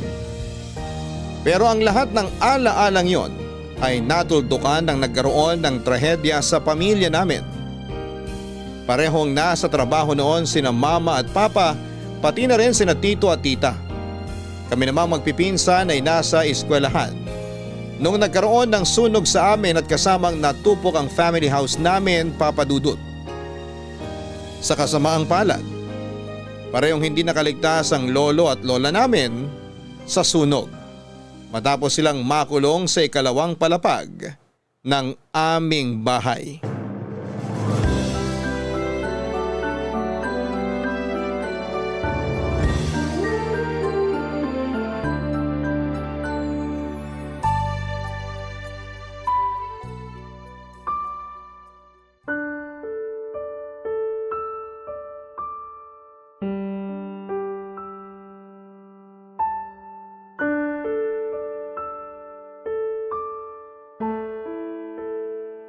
Tita, gusto niyo po bang ako na munang magbantay dito para makapagpahinga kayo? Hindi, okay lang. Matulog ka na, may pasok ka pa bukas. Panghapon po yung klase ko bukas, kaya pwedeng ako munang tumao rito para may kasama sina lolo't lola. Samahan mo na lang ako kung gusto mo. 2 araw na lang bago ang libing nila nanay at tatay. Ayokong iwan sila. Gusto ko nandito ako sa tabi nila hanggang sa huli. Sige po, samahan ko na lang kayo. Gusto niyo po ng kape? Ipagtitimpla ko po kayo. Salamat, pero mas lalo akong inaantok kapag nagkakape ako. Ganun po ba? Hindi talaga kayo mahilig sa kape, no? Hindi tulad ni Lola na 3 beses yata sa isang araw kung uminom ng kape. Niliteral yung 3-in-1, naging 3 times a day. Kape na ang tubig nun eh. Ay, alam mo ba, ang kwento sa akin nila Mang Doming, nasa labas daw sina nanay at tatay nung nangyari yung sunog. Talaga po? Oo. Pauwi pa lang daw siya galing palengke nung nagsimula yung sunog. Si tatay naman na kina Mang Doming nakikipagkwentuhan. Nung nalaman ni nanay na may sunog, dumiretso kagad siya sa bahay para sabihan nga itong si tatay. Tapos nung nalaman naman ni tatay sa kapitbahay na pinaghahanap siya ni nanay sa loob ng bahay, pinuntahan naman siya ni tatay. Mabilis na kumalat yung apoy eh. Pareho silang natrap sa loob. Ayun, nakita na lang sila ng mga bumbero sa may CR sa 2nd floor, magkayakap. Hanggang ngayon hindi ko pa talaga matanggap na wala na sina lolo at lola. Nung nakaraan lang, masaya pa kaming nagkukwentuhan tungkol sa teleseryeng pinapanood namin. Ngayon, hindi niya na mapapanood yung palabas na yun. Ano po ba kasing nangyari? Ano daw yung dahilan ba't nagkasunog? Electric pan daw na nag-short circuit. Yun ang sabi ng mga nag-imbestiga. Naiwan daw na bukas yung maliit na stand fan dun sa kwarto ng kapitbahay natin. Natabig siguro nung alaga niyang pusa yung patungan ng electric pan, tapos hindi na malaya nung may-ari na tumumba yun sa may kama niya. Lumabas siya para kumain, tapos pagbalik niya, malaki na yung sunog. Paano na tayo niyan, tita? Saan tayo ngayon titira? Wala man lang tayong naisalbang gamit. Nagkausap na kami ng papa mo. May kakilala daw siya sa Tondo na pwede nating lipatan. Maglo-loan na lang ako sa bangko para may pambayad tayo sa upa. Totoo po ba na hindi nasasama sa atin sina tito pagkatapos ng libing? Yun ang sabi niya. May nahanap na raw silang lilipatan ng anak niya eh. Ang hirap ng ganito. Totoo talaga yung sinabi nila na mas maganda na lang na manakawan kaysa masunugan. At least kapag ninakawan tayo, may matitira pa sa atin. Pero itong nangyaring sunog, ni isang damit wala man lang natira para sa atin. Ang balita ko, pupunta dito yung mga taga-munisipyo para magbigay ng ayuda. Kaninang umaga may nagpunta rin dito para mamigay ng donasyong damit. Naabutan mo ba yun? Opo, itong suot kong damit ngayon galing po sa donasyon. Ang chismis nga rin daw po, may ibibigay na tulong si Mayor para sa mga namatayan. Hindi ko lang alam kung gaano katotoo yun. Talaga? Ay, sana nga may ibigay sila. Malaking tulong yun bilang panimula kung sakasakali. Mamimiss ko tong lugar na to kapag lumipat na tayo. Ay naku, ako rin. Dito na ako lumaki eh. Pero ganun talaga ang buhay. Kahit gaano kasaklap ang mga pangyayari, patuloy pa rin umiikot ang mundo. At kailangan nating sumabay doon.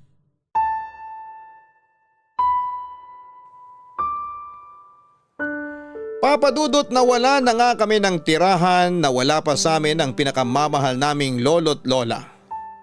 Sa isang open court ibinurol ng ilang araw ang mga labi nila lolo't lola. Doon ay nakasama namin ang mga katulad naming nasunugan din. Ilang linggo kaming nanirahan sa court na yon bago nakahanap sina mama at papa ng malilipatan. Dahil maliit lang ang paupahang nahanap ni papa ay kinailangang bumukod nila Tito Ben at ng anak nito. Lumipat sila sa Santa Mesa kung saan ay isang kaibigan naman ang nag-alok sa kanila ng matitirhan, samantalang sa Tondo naman lumipat ang pamilya namin kasama si Tita Mabel. Mula sa 10 ay naging 6 na lamang ang dating nakasanayan kong malaking pamilya. Ang lahat ng pinaghirapan namin sa mga nagdaang taon ay bigla na lamang nawala. Para bang nag-back to zero kami at kinailangan naming magsimula ulit. Mahirap ang pagbangon na ginawa namin. Napilitang mag-abroad si Mama dahil hindi na nila kayang pagsabayin ang pag-aaral namin ng kapatid ko sa kolehiyo. Nag-volunteer ako na tumigil muna sa pag-aaral para maghanap sana ng trabaho pero hindi pumayag ang mga magulang ko dahil graduating na ako noon. Iba yung lungkot ang naramdaman ko nung umalis ng Pinas si Mama. Liliman na lamang kami noon sa maliit na inuupahan naming bahay. Ang lahat ay naging busy noon sa kanya-kanya naming buhay sa pundong hindi na kami nakakapag-bonding pa. Dumaan ang mga taon at hindi na katulad ng dati ang Kapaskuhan namin na sobrang saya. Ang lahat ay nagbago na, Papa Dudut. Pero maliban sa akin ay mas nalungkot ang papa ko sa pag-alis ni Mama sa puntong naghanap siya ng iba. Ako mismo ang nakahuli sa ginawa niyang pagtataksil dahil aksidente kong naaktuhan ang pakikiapid na ginawa ni Papa sa mismong kapitbahay namin. Ang tita Mabel ko ang una kong pinagsabihan sa mga nalaman ko.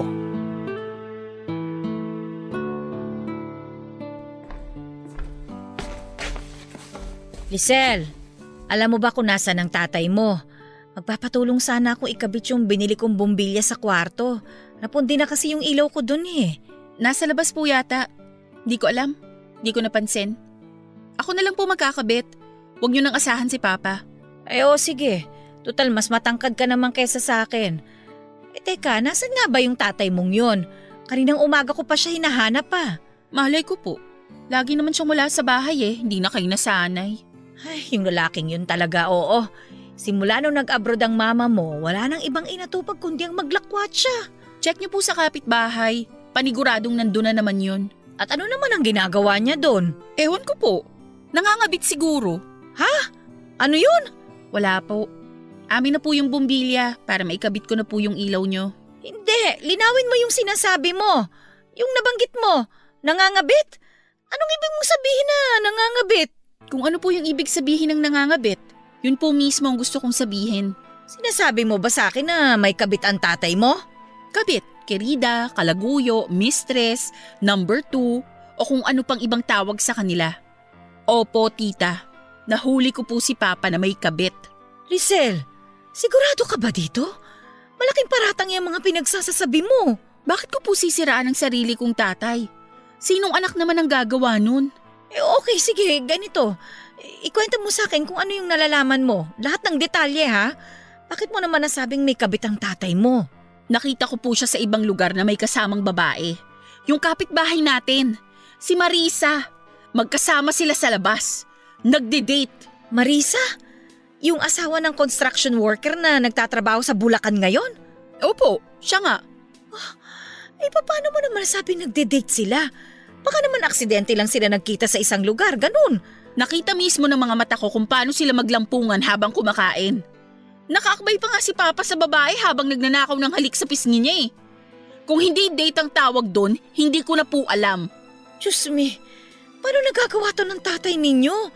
Nagpapakahirap ang kapatid ko sa ibang bansa.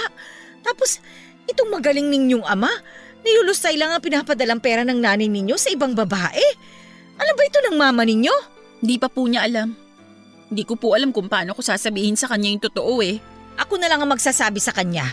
Kakausapin ko mamaya ang papa mo at baka maayos pa natin ito. Karapatan po ni Mama na malaman ng totoo.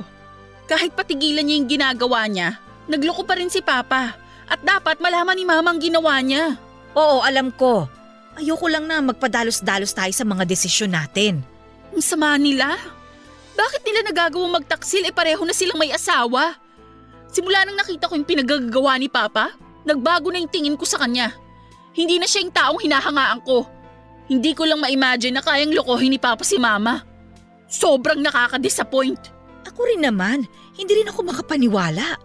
Hindi ko inaasahan na magagawa yun ng Papa ninyo. Mamaya pag uwi niya, mag-uusap kami. Aalamin ko kung ano yung totoo. Huwag mo nang problemahin ito, ha? Huwag niyo na lang po munang sabihin sa mga kapatid ko yung nalaman niyo. O sige, huwag ka na mag-alala. Hanggat maaari, huwag na natin itong palakihin pa. Salamat po. O halika na, tulungan mo na ako ikabit yung bumbilya sa kwarto ko. Sige po, kukunin ko lang yung hagdan sa labas. Noong si Tita Mabel na mismo ang nakasaksi sa kalokohang ginagawa ni Papa ay siya na ang sumugod sa bahay ng kabit nito. Parang eksena sa teleseryeng nangyari noong araw na yon.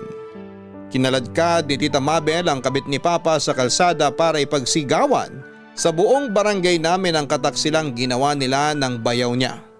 Nagalit din ang asawa ng kinalantarin ni Papa. Muntik na nga niyang mataga si Papa dahil sa galit.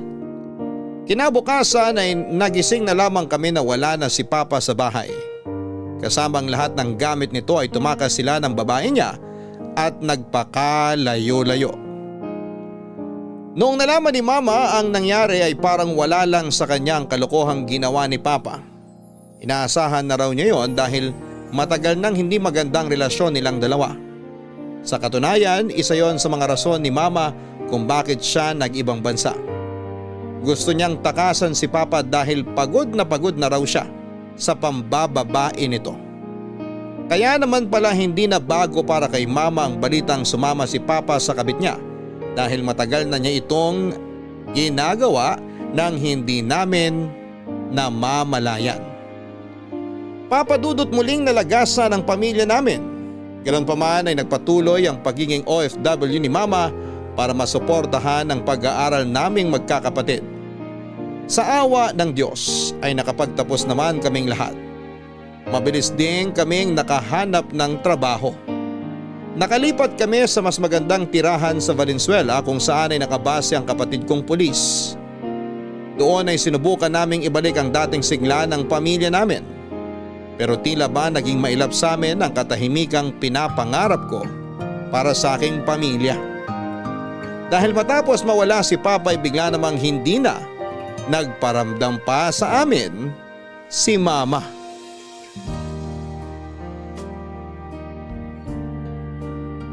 Papadudot na laman na lang namin na may iba na rin palang kinakasama si Mama sa ibang bansa.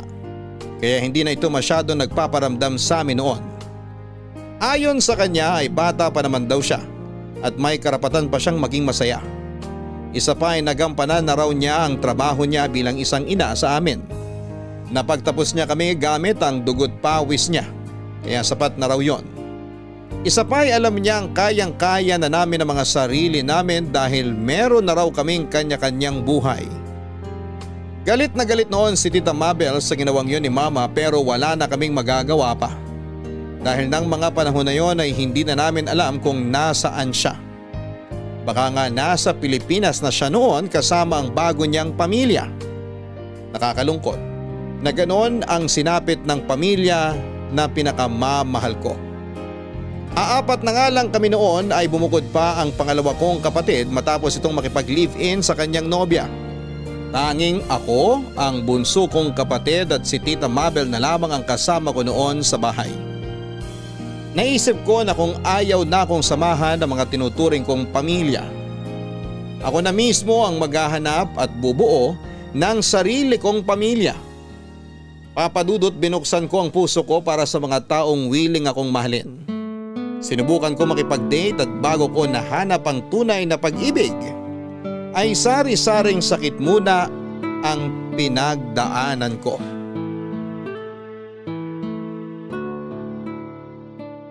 Hoy, matutunaw na yung longganisa sa katititig mo dyan. Ang lalim naman yata ng iniisip mo. Wala po to. Wala lang talaga akong ganang kumain ngayon. Pwede po bang mauna na ako? Doon na lang muna ako sa kwarto. Sandali. Dito ka muna. Walang aalis hanggat hindi nagkukwento sa akin. Ramdam ko may problema ka ngayon. Seryoso tita, hindi po big deal tong problema ko ngayon. So meron ngang problema. Ano ba kasi yun? Sabihin mo na, makikinig ako. Ayaw niya na po sa akin eh. Sinong may ayaw sa'yo? Yung boyfriend mo? Siya nga po. Gusto na po niyang makipaghiwalay. Oy, bakit daw? Wala. Hindi niya na ako gusto. May iba na siyang mahal. May babae nang handang sumalo sa kanya kaya gusto niya nang makipag-break sa akin. Eh di hayaan mo. Hindi siya kawalan ano? Kailanman hindi magiging kawalan ng isang taong ayaw na sa'yo. Pero mahal ko po siya eh. Wala na tayong magagawa dyan, Lisel. Kung siya na mismo yung umayaw, masakit tanggapin pero kailangan. Ano po ba kasing mali sa akin? Bakit lagi na lang akong iniiwan ng mga taong minamahal ko? Walang mali sa'yo. Hindi lang talaga siguro kayo ang para sa isa't isa. Mabuti na yun, 'di ba? Na sinabi niya kagad sa'yo kesa naman pinagsabay niya kayo, mas masakit yun. Ang malas ko talaga sa pag-ibig. Hoy, hindi ka malas ha. Napunta ka lang talaga sa mga maling tao. Kayo po ba? Paano niyo masasabing mali yung taong minamahal niyo? Yan ang tricky pagdating sa pakikipag-date. Hindi natin alam kung tama ba o mali yung taong minamahal natin. Kaya nga natin tinawag na sugal ang pag-ibig dahil dun eh. Kasi hindi naman natin alam kung ano magiging ending sa mga makakarelasyon natin. Yun ang rason kung bakit iwas na iwas din ako sa pag-ibig na yan. Ilang beses na akong natalo eh. Kaya nga hindi na ako ulit sumugal. Oo nga po. Hanggang ngayon wala pa kayong asawa. Bakit po?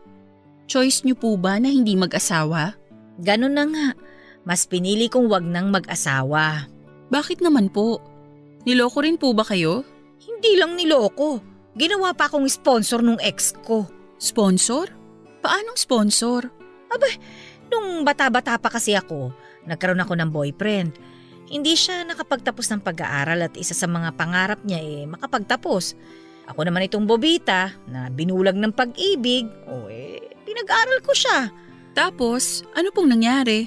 Ayun, napagtapos ko naman siya gamit ang sarili kong pawis. Pero nung nakagraduate na siya, nakipaghiwalay siya kagad sa akin. Bakit po? Anong rason niya? Nung nag-aaral pa lang siya, nagkaroon siya ng sikretong relasyon dun sa instructor niya. Habang nagpapakahirap ako sa pag-iipon ng tuition fee niya, hindi ko alam na dalawa na pala kaming girlfriend niya. Nangako daw sila sa isa't isa na kapag nakagraduate yung ex ko, gagawin na nilang legal yung relasyon nila. Yun, sa mismong graduation niya, naghiwalay kami. Grabe, ang kapal ng muka. Ay naku, talagang makapal. Kung pwede nga lang sanang magwala ako nun, nagwala na ako ng sobra sa galit ko. Pero mas pinili kong magpakatao eh. Ayokong ipahiya yung sarili ko kaya umalis na lang ako nang may ipot sa ulo. Wala po kayong ginawa pagkatapos nun? Ano pa bang pwedeng gawin ko sa sitwasyon na yun? Tinanggap ko na lang yung nangyari. Hindi ko naman pwedeng bawiin yung mga nagastos ko sa kanya eh. Kesa maghabol o damdamin yung nangyari, pinilit ko na lang nakalimutan lahat. Simula nun, nahirapan na ako magtiwala sa mga lalaki. Habang tumatanda ako, mas napatunayan ko lang na tama yung naging desisyon ko na wag nang mag-asawa. Tingnan mo yung ginawa ng tatay mo ngayon, nagloko din siya. Tapos ikaw ngayon, kung ano yung mga pinagdaanan ko noon, yun pa rin ang nangyayari ngayon. Wala nang nagbago. Ang hirap talaga kapag sinaktan ka ng taong pinagkakatiwalaan mo. Mahirap talaga, kaya ang advice ko sa'yo, once na sinaktan ka, wag mo na silang pag-aksayahan ng oras. Sige, yan na nga po ang gagawin ko. Salamat sa payo nyo, tita. Walang anuman. Kakainin mo na ba yung longganisa mo o ako nang papapak niyan? Kakainin ko na po. Ang bango natakam ako bigla. Siya, sige. Kumain ka na dyan. Huwag mo nang isipin yung lalaking yon.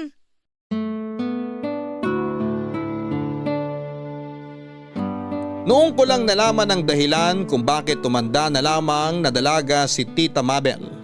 Naubos na pala ang tiwala niya sa mga lalaki. Kaya mas pinili na lamang niyang mapag-isa. Ang kwento pa sa akin ni Tita ay sinubukan daw naman niyang makipag-date noon matapos ang hiwalayan nila ng kanyang ex, pero sobrang lala na talaga ng trust issues niya noon sa puntong nagiging toxic na siya at wala nang lalaking nagtatagal sa kanya. Lagi tuloy siyang iniiwan. O kaya naman ay pinagpapalit kaya tumigil na lamang si Tita Mabel sa pag-i-entertain ng mga lalaki sa buhay niya. Napagod na lang daw siya kaya hindi na siya naghanap pa hanggang sa tumanda na nga siya. Noon din ay tinanggap na lamang niya ang kapalaran niya na forever na siyang mag-isa. Mabuti na lamang at nandun kami ng mga pamangkin niya na kasakasama niya. Kapalit nito ay siya na po ang tumayong magulang namin na magkakapatid simula nung nawalan kami ng magulang. Papadudot maraming advice ang ibinigay sa akin ni Tita Mabel para mahanap ang lalaking nararapat sa akin. Tinuruan niya ako kung paanong huwag ibigay ang 100% ko sa pagmamahal dahil kapag iniwan daw ako ng lalaking iniibig ko ay wala na raw matitira para sa akin. Ang sabi niya ay mas mahalaga umano na mahalin ko muna ang sarili ko bago ako magmahal ng ibang tao para sa ganon ay malaman ko kung anong klaseng pagmamahal ang deserve ko. Sinunod ko po ang mga payo niya sa akin. Ilang beses man akong naging sawi sa pag-ibig ay sinikap kong bumangon at magpatuloy sa buhay. Hanggang sa dumating na nga po ang hinahanap kong totoong pag-ibig noong pumasok sa buhay ko ang katrabaho kong si Darren. Lizzie, di ka pa kakain? Lazy ka dyan. Lizelle ang pangalan ko, hindi Lizzie. Mas cute yung Lizzie eh. Yun kasi pangalan ng aso ko nung bata pa ako. Kaya mas gusto kong tawagin kitang Lizzie. Ginawa ba naman akong aso? Siraulo ka talaga. At least parehong cute, di ba? Ano na naman bang ginagawa mo rito? Mamaya pagalitan ka na naman. Alam mo namang bawal kayo rito sa office. Mga admin lang ang pwede dito. Wala namang tao eh, tsaka lunch break na. Mas gusto ko rito kumain kasi malamig, may aircon. Di ka pa ba kakain? Mamaya na, may tinatapos pa ako. Ano ba yan? Yung sales last month. Kailangan ko nang ipasa to sa accountant natin. Bayaran na naman kasi ng tax. Ah, okay. Antayin na lang kitang matapos dyan para sabay tayong kumain. Wag na, kumain ka na. Di ako magla-lunch. Akala ko ba mamaya ka kakain? Ngayon di ka na magla-lunch. Ano ba talaga? Di ko alam eh. Bahala na. Bakit naman? Diet ka? Ang payat-payat mo na nga, nagda-diet ka pa. Baliw, hindi. May biskwit naman ako rito, yun na lang ang kakainin ko mamaya. Alam mo, itigil mo na muna kasi yan. Pwede namang ituloy yan pagkatapos ng lunch break eh. Hindi maganda yung nagpapalipas ka ng gutom. Akala mo naman ikaw magmamana ng kumpanyang to. Hindi naman kasi ikaw ang mapapagalitan kapag hindi ko to natapos eh. Mas importante pa rin na kumain ka ng tama sa oras. Kaya nga tayo nagkaroon ng lunch break eh, para may pahinga tayong mga empleyado. Nangangayayat ka na nga oh, di ka na naawa sa sarili mo. Ang lala mo naman magsalita, nangangayaya talaga yung pinili mong term. Hindi ba pwedeng sumeksi na lang para masarap pakinggan? Di ka naman sexy eh, ikaw lang yung payat na may taba sa tiyan. Ikaw papansin ka talaga eh, no? Kahit kailan ang lakas mo talagang manira ng mood. Ah, aray! Sakit na. Bakit ka naman namamato ng lapis? Kapag tinamaan yung mata ko, hindi ko na makikita ang ganda mo, bahala ka. Ewan ko sa'yo. Doon ka na nga. Doon ka sa labas kumain, wag dito. To naman, galit na galit agad. Alam mo namang nagbibiro lang ako. Siyempre sexy ka. Kaya nga ako nagkakrush sa'yo eh. Tigilan mo ako, Darren ha. Busy ako. Huwag mo akong abalahin dito. Dalian mo nang tapusin yan. Gutom na ako. Sino ba kasing nagsabing antayin mo ko? Kumain ka na dyan. Ayoko. Alangan namang kumain ako dito mag-isa habang kumakalamsik mura mo dyan. Hindi naman ako gutom. Kumain ka na. Sabayin mo na ako. Kumain ka na. Malapit nang matapos yung lunch break ko, bahala ka dyan. Di kasalanan mo kung di ako makakain. Ako pa talaga sinisi. Kumain ka na kasi dyan. Huwag mo na akong alalahanin dito. Di ako kakain hanggat hindi ka kumakain. Alo, parang bata. Sige na nga, sasaluhan na kita. Ayan, dapat ganyan. Sandali, hanapin ko yung biskwit ko. Alam ko may tinapay pa ako dito eh. Wag na, hatian na lang kita rito sa baon ko. Marami naman to eh. Ayoko, nakakahiya. Bibili na lang ako sa karinderya dun sa labas. Sabing wag na eh. Madami to oh. Tingnan mo. Hala, oo nga. Ang dami naman yan. Ganito ba talaga karaming kinakain mo araw-araw? Pang-5 tao na to ah. Dinamihan ko talaga ngayon baon ko. Kasi matagal ko nang napapansin na lagi ka na lang nagpapaiwan dito sa office kapag lunch break. Naisip ko na kung masyado kang busy, hatian na lang kita sa dala ko para kahit papaano makakain ka pa rin. Grabe. Sobra-sobra naman yung concern mo sa akin. Napansin mo pa talaga yun? Oo. Ikaw lang yung tanging tao dito na mabait sa akin eh. Kaya mabait din ako sa'yo. Mabait ka dyan. Lagi mo nga akong inaasar. Paano naging mabait yon?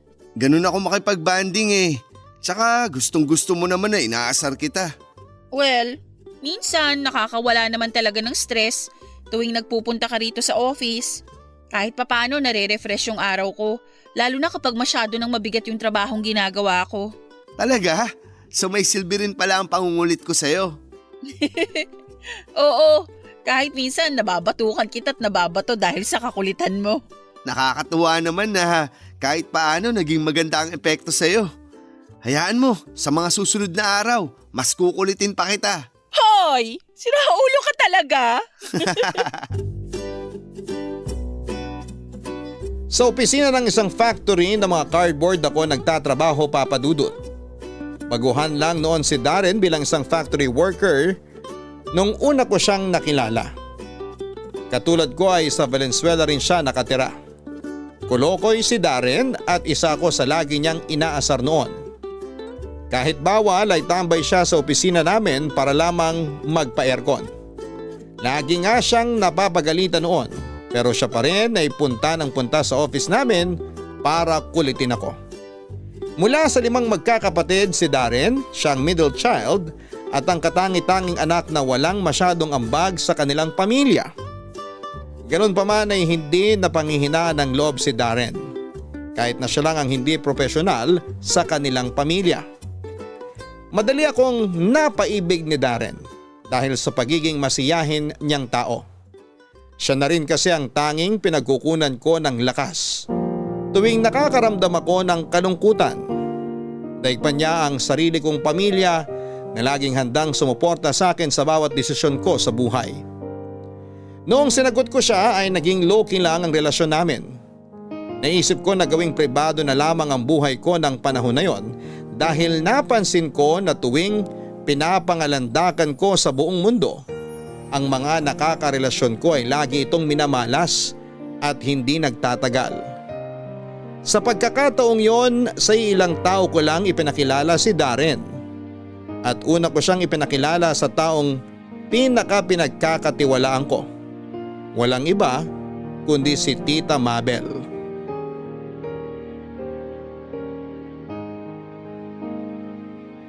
Papa Dudut, simula nung naging kami ni Darren ay itinuring ko na siyang parte ng aking pamilya. Siya ang pumuno ng mga kakulangan ng mga kamag-anak ko na iniwan ako katulad na lamang ng pagkalinga mula sa mga magulang. Pag-aalaga na dati ginagawa ng namayapa kong lolo't lola. Siya rin ang nagbo-boost ng confidence ko na dating gawain ng mga kapatid ko. Unti-unti ay nakahanap ako ng sarili kong tahanan at si Darren yon. Sa pagkakataong yon ay sinigurado kong wala nang makasisira pa sa pamilyang binuo ko. Nung ipinakilala ko si Darren sa kapatid ko at kay tita ay malugod naman siyang tinanggap ng mga ito. Sa pagdating niya sa buhay namin ay tila ba muling nagkaroon ng kulay ang munting tahanan namin. Nagkaroon ng tropa ang bunso kong kapatid at nagkaroon naman ng bagong katsikahan ng tita ko sa pamamagitan ni Darren.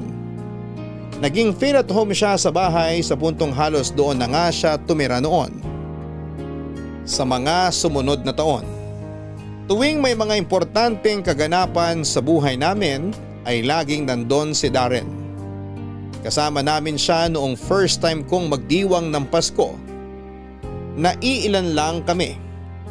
Ganun pa man ay hindi lungkot ang naramdaman ko dahil kokonti lang kami kundi iba yung saya ang yumakap sa puso ko ng time na yon dahil kasama kong mag-celebrate ng Pasko at bagong taon ang taong minamahal ko. Papa Dudut, patuloy na lumaki ang pamilya namin lalo na nung nagkaroon na rin ng girlfriend ng bunso kong kapatid. Maliban sa kanya ay pumapag-ibig na rin si Tita Mabel dahil for the first time sa buong buhay ko, nakita ko siyang nakipag-date muli matapos ang napakahabang panahon. Lisel? Lisel? Po, tita? Tulungan mo nga ako rito. Pakisipir naman itong likod ng damit ko. Hindi ko abot eh. Sige po. Saan po ang punta nyo? Ba't kayo nakabihis? Kakain ako sa labas. Nang mag-isa? Ay hindi, may kasama ako. Paparating na yun maya-maya lang. Sino naman? Huwag niyong sabihing makikipag-date kayo. Lalaki ba yung kasama niyo? Oo, lalaki pero kaibigan ko lang yon. Kaibigan lang ba talaga? Oo nga! Ikaw talaga kung ano-anong iniisip mo. Hindi pang kaibigan lang yung mga ngiti nyo. Kinikilig kayo eh. Okay, sige. Nanliligaw siya. Pero hindi ko pa siya sinasagot, ha? Oh my gosh, talaga? May nanliligaw sa inyo ngayon, tita? Sino? Kilala ko ba? Edison ang pangalan niya. Hindi mo siya kilala. Paano naman kayo nagkakilala? Sa kayo nagkita? Matagal ka na ba niyang nililigawan? Sandali. Ang dami mo namang tanong. Isa-isa lang. Nagkakilala kami sa pinagtatrabahuhan ko. Naging customer namin siya isang beses hanggang sa naging suki na namin. Tapos, paano siya nanligaw? Dali tita, sabihin mo na sa akin. Kinikilig ako. Ay, nakakalokang bata ito. Sa aming matatanda ka pa talaga kinilig, ha? Siyempre, kayo ang nagpapatunay na age is just a number. Wala sa edad yan, kundi sa pusong tumitibok mismo. So ano po, paano siya nag-confess sa'yo? Ay, ang totoo niyan, matagal na siya nagpapapansin sa akin. Hindi ko lang siya binibigyan ng atensyon kasi nga, di ba? Katulad nga ng sinabi ko sa'yo, hindi na ako umaasa magkakaroon ng pag-ibig sa buhay ko. Tapos na ako sa mga bagay na yan eh. Opo, nabanggit niyo nga po sa akin yan noon. Eh bakit naman nagbagong isip niyo? Eh makulit siya. Masyadong porsigido. Hindi siya nagpatalo kahit na ilang beses ko na siyang sinabihan na wala akong interes na magkaroon ng karelasyon sa edad kong ito. Eh yun, tapos, ewan ko ba, alam mo yung nasanay ka na lang sa taong yun? Yun bang hindi mo inaasahan na naging parte na pala siya sa bawat araw mo kahit na hindi mo naman yun hiniling? Basta, nasanay na lang ako sa kanya. Ang hirap i-explain eh. Gets ko po kayo. Ang tawag po sa nangyaring yan, na-fall na kayo sa kanya. Nung una, wala kayong interes, 'di ba? Tapos kalaunan, nung nakilala niyo na siya ng lubusan, naging open na kayo sa kanya. Tapos unti-unti ring tinanggap ng puso niyo yung taong yon. Ganun po talaga sa pag-ibig eh. Tiyagaan lang. At itong Edison na to, mukhang matyaga nga siyang tao. Kasi hindi niya kayo tinigilan hanggang sa napa-oo niya kayo. Ganun na nga siguro ang nangyari. Halos ganyan din yung nangyari sa amin ni Darren eh. Para siyang langaw no na hindi ko mabugaw-bugaw. Tapos ayun, na-develop na lang din yung feelings ko sa kanya katagalan. Pero alam mo, kinakabahan ako sa date na ito sa totoo lang. Bakit naman po kayo kinakabahan? Eh kasi matagal na nung huli akong nakipag-date. Ngayon na lang ulit. Hindi ko na alam kung ano yung dapat gawin. Wala naman kayong kailangang ipakitang kakaiba sa date nyo eh. Nagustuhan niya kayo kung ano yung totoong kayo. Kaya yun lang ang ipakita mo sa kanya kapag magkasama na kayo. Ganun lang kasimple. Talaga ba? Opo. Be yourself, ika nga nila. Sige, tatandaan ko yan. Ayan, nag-text na siya. Nasa labas na raw siya. Ay, ayan! Good luck po sa date nyo. Enjoy kayo. Mauna na ako ha. Mag-iingat po kayo, tita. Salamat.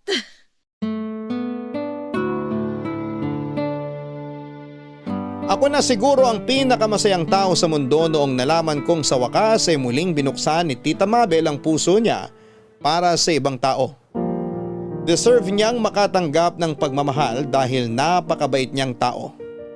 Siya ang natatanging kamag-anak ko na nanatili sa tabi ko noong tinalikuran ako ng mga taong pinagkakatiwalaan ko. Siya ang laging nandun tuwing gusto ko nang sumuko.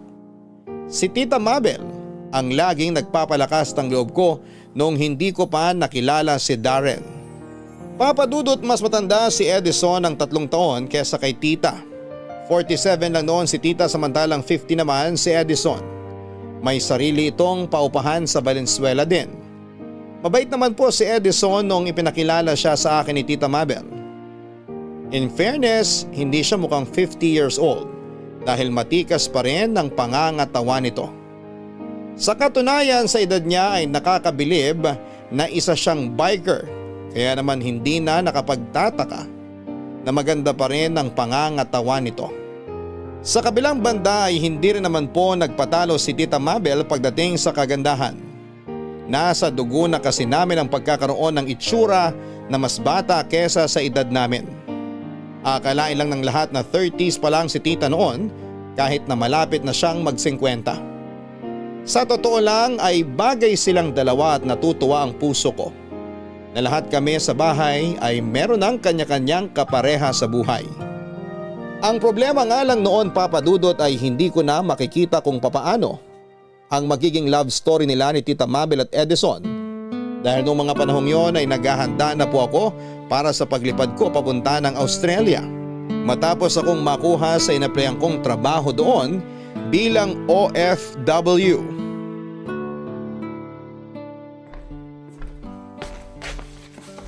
O tita, aga nyo nagising ngayon ah. Ay nako, actually wala pa akong tulog. Ha? Bakit naman? Ewan ko ba? Hindi ako dinalaw ng antok kagabi eh. Paano kayo makakatulog niyan nagkakape na kayo? Mas lalo kayong hindi aantokin yan. Mabuti Sabado ngayon, day off ninyo. Nakatatlong kape na nga ako buong magdamag. Ibig niyong sabihin, kagabi pa kayo nandito sa kusina?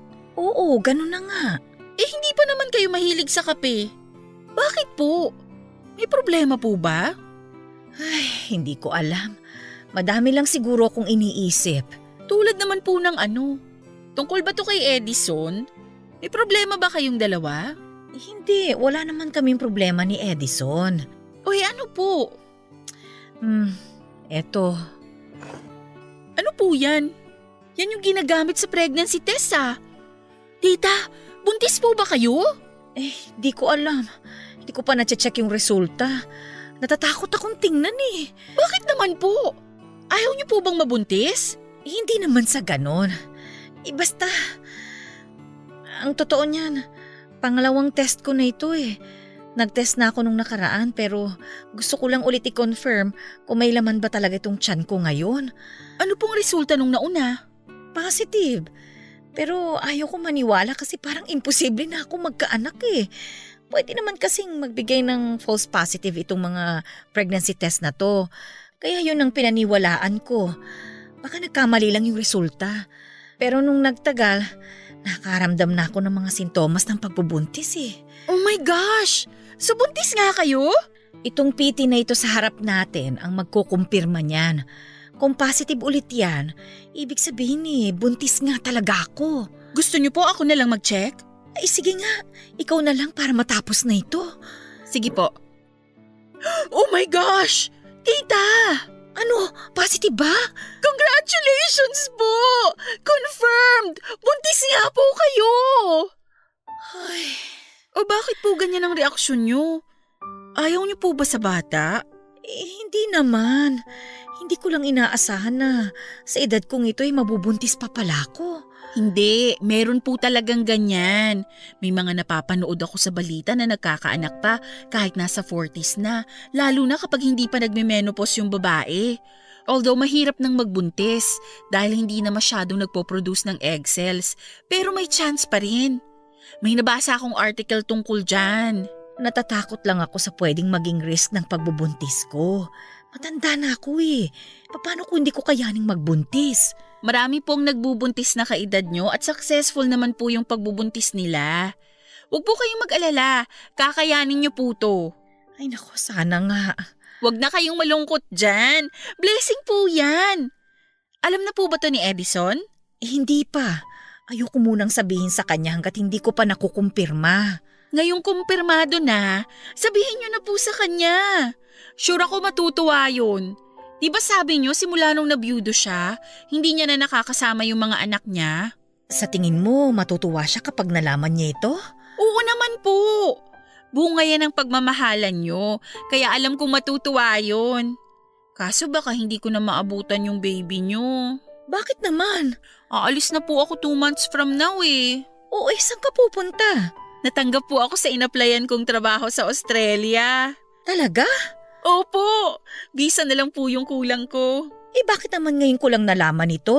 Hindi mo man lang ako sinabihan?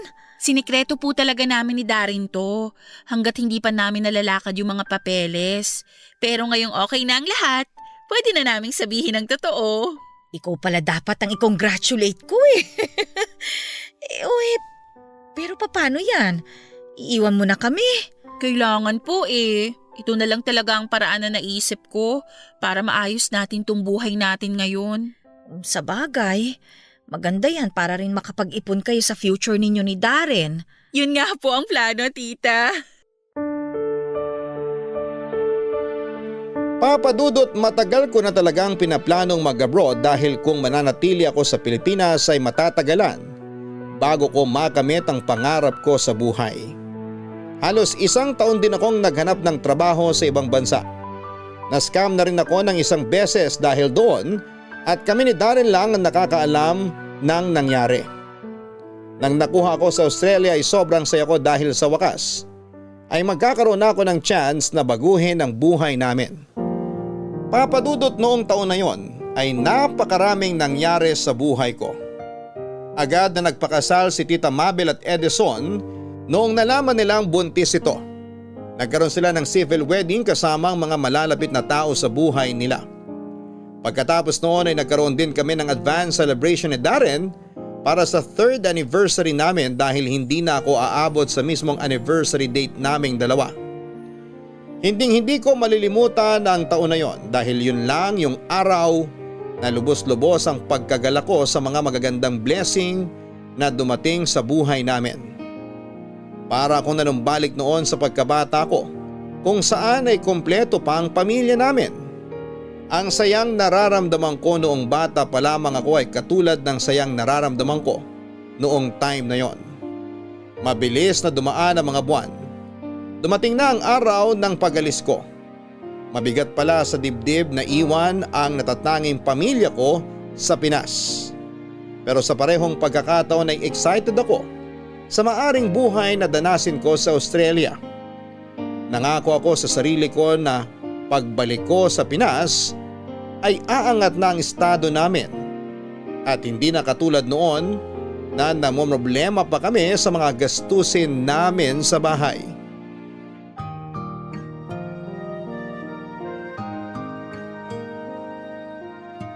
Umalis man ako ay may pumalit naman kaagad sa akin at yon ay si Isha, ang anak ni Tita Mabel at Tito Edison. Nakakatuwa dahil yon ang patunay na hindi pa huli ang lahat. Late mang nagkaasawa at nagkaanak si Tita, ang mahalaga ay naranasan pa rin niya ang mga bagay na yon. Sa wakas ay may matatawag na rin siyang sarili niyang pamilya. Nung panahong yon ay kina Tito Edison na nakatira si Tita Mabel samantalang naiwan naman ang bunso kong kapatid kasama ang girlfriend nito sa dati naming bahay. Papadudot, matagumpay na naipanganak ni Tita Mabel si Isha. Pero dahil sa edad ni Tita ay nagkaroon ng komplikasyon ng bata. Ipinanganak si Isha na mayroong Down syndrome. Nakakalungkot man ang nangyari pero isa pa rin yung blessing. Kaya naman labis-labis na pagmamahal ang ibinibigay namin kay Isha. Special child siya kaya dapat ay special din ang buhay na ipaparanas namin sa kanya. Bilang pinsan ay ine-spoil ko si Isha. Lahat ng gamit niya ay nagmula pa sa Australia mula sa mga damit, laruan at gamit na pang baby. Halos every year ako noon kung magpadala ng package sa mga kamag-anak ko sa Pilipinas. Magastos pero worth it naman yon dahil alam kong napapasaya ko ang pinsan ko, pati na rin si Tita na malaki ang naging tulong sa buhay ko.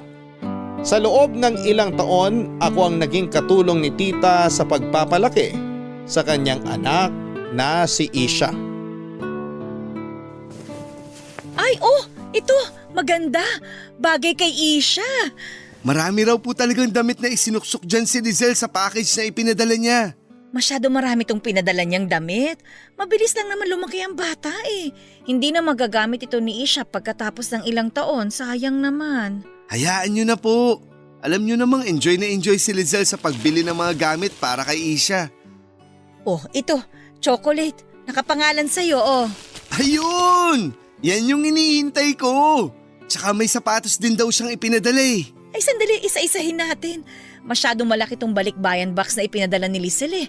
Baka nasa ilalim pa yung sapatos na sinasabi mo. Yan daw po pala mga box ng delata. Check nyo daw yung loob. Kasi may mga sinuksok din daw dyan si Lizel para magkasya lahat ng gamit. Talaga? Sandali, abot mo nga yung box ng corn beef dyan sa likod mo. Heto po. Salamat. Ay, oo nga, oh. May mga medyas siyang isinuksok dito. Nakakatuwa naman ito. Tip daw yan ng mga kasamaan niyang Pinoy dun sa Australia. Siyempre, mahal ang magpadala ng package. Kaya bawat sulok, pinuno talaga niya ng pwedeng ipadala. Ay, teka. Oh, si Lizelle, tumatawag. Hello, Lizelle! Oh, nandito na yung box mo. Binuksan na namin. Opo, nag-message nga po sa akin si Darren.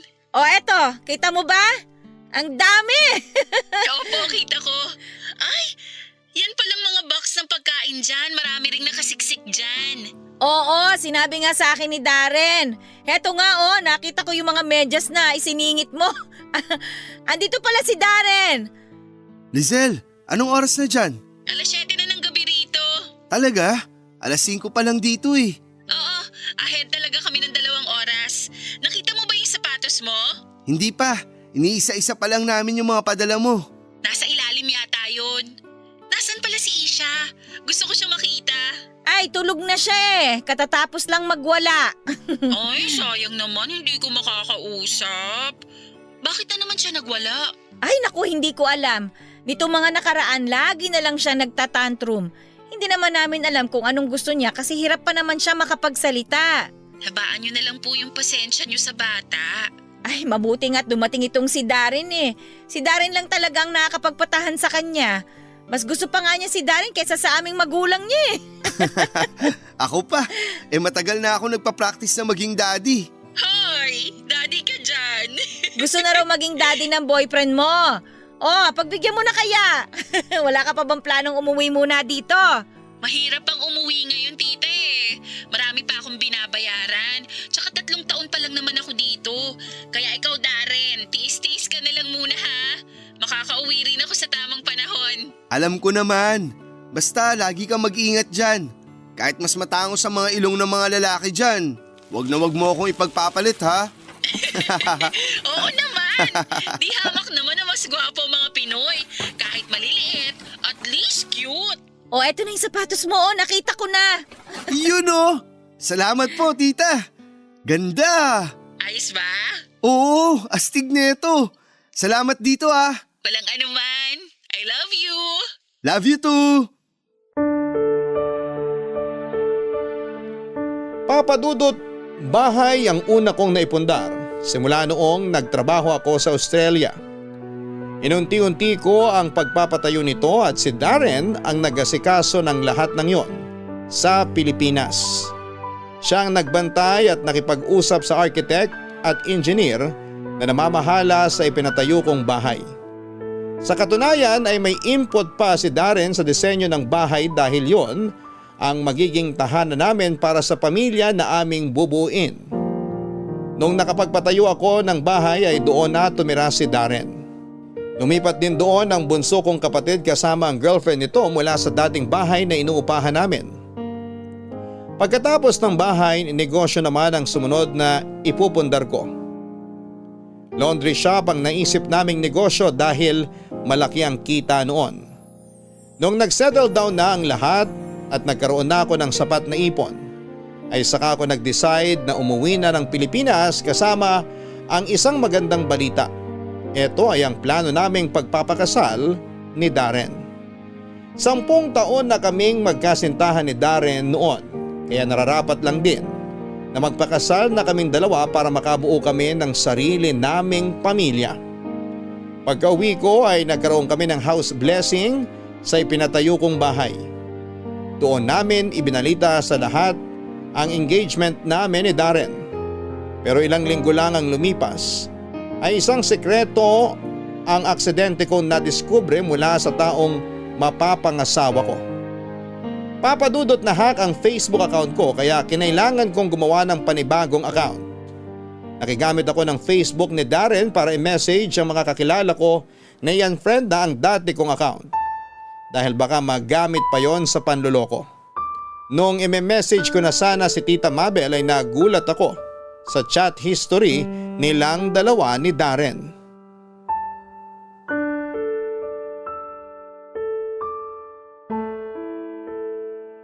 Ano ba kasi yun, Lizelle? Anong ginagawa natin dito sa bahay nila Tita Mabel? Huwag ka nang maraming tanong, sumunod ka na lang. Tita Mabel? Tita Mabel, nandiyan ka ba? Buksan mo to! Huminahon ka naman, Lizelle. Gabi na. Tita, buksan mo to! Ba't ka ba galit na galit? Buksan mo tong pinto! Oh, Lizelle, bakit? Anong ginagawa niyo rito ni Darren? May pag-uusapan tayong tatlo. Anong pag-uusapan natin? Sige, pumasok kayo. Ewan ko dito kay Lizelle, tita. Bigla na lang nagalit nang walang dahilan. Nasaan si Tito Edison? Wala siya. May pinuntahan siyang kaibigan. Mamaya pa yun uuwi. Ano bang meron, Lizelle? Darren, akin na yung phone mo. Bakit? Sabing akin na yung phone mo! Heto na, kukunin na. Galit naman eh. Oh, ayan. Buksan mo! Ilagay mo yung pin!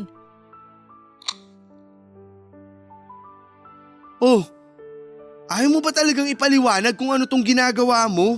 Maghintay kayo! May nabasa lang naman akong katotohanan. Gusto ko tong kumpirmahin sa harap nyo mismo. Ano ba kasi yun? Heto, makinig kayong mabuti ha. Babasahin ko tong nabasa ko sa Facebook chat ninyong dalawa. O etong sabi ni tita. Darren, sa tingin ko, buntis ako. Ilang araw na akong hindi dinadatnan tapos ilang beses na rin akong nagsusuka. Lizelle! Sandali! Hindi pa ako tapos sa binabasa ko. Makinig muna kayo, mahaba to eh. Ang reply ni Darren, bumili ka ng pregnancy kit. Mag-test ka para malaman natin kung buntis ka. After ng ilang araw, nag-chat uli si Tita Mabel. Buntis ako. Lizelle, tama na yan. Bakit? Wala pa tayo sa climax. Ayaw mong malaman kung anong reply mo sa chat ni Tita? Ito yung reply mo oh. Ipalaglag mo na yung bata. Yan ang sabi mo sa kanya. Pero itong si Tita naman, natakot daw magkasala sa Diyos, ayaw magpalaglag. So ang naging plano nyo, naghanap kayo ng desperadong lalaki na magpapakasal kay Tita para palabasin na nabuntis siya ng asawa niya. Ano? May namiss ba akong detalye? Lizelle, magpapaliwanag ako. Hindi namin ginusto yung nangyari. Sa totoo nga! Tinikman mo si Tita, nabuntis siya, nagpakasal siya sa iba at pinalabas niyo sa lahat na si Edison ang tatay ni Isha. Yung pinsan ko na minahal ko ng sobra-sobra. Anak mo, Darren. Tama? Hindi naman namin sinasadya na... Hindi sinasadya! Tita! Boyfriend ko yung pinatulan mo! Ikaw tong maraming trust issues sa mga lalaki, pero ikaw din naman pala ang magiging rason kung bakit nagkakaroon ng trust issue ang kapwa mo babae. Lizelle, uminahon ka lang. Matagal na yung nangyari. So what? Ano ngayon kung matagal na? So kapag late kong nalaman yung totoo, bawal na ako magalit? Ang hayop niyong dalawa? Walang hiya kayo! Sorry, isang beses... 10 beses, kahit inaraw-araw niyo pa, ang ending, trinaydor niyo akong dalawa.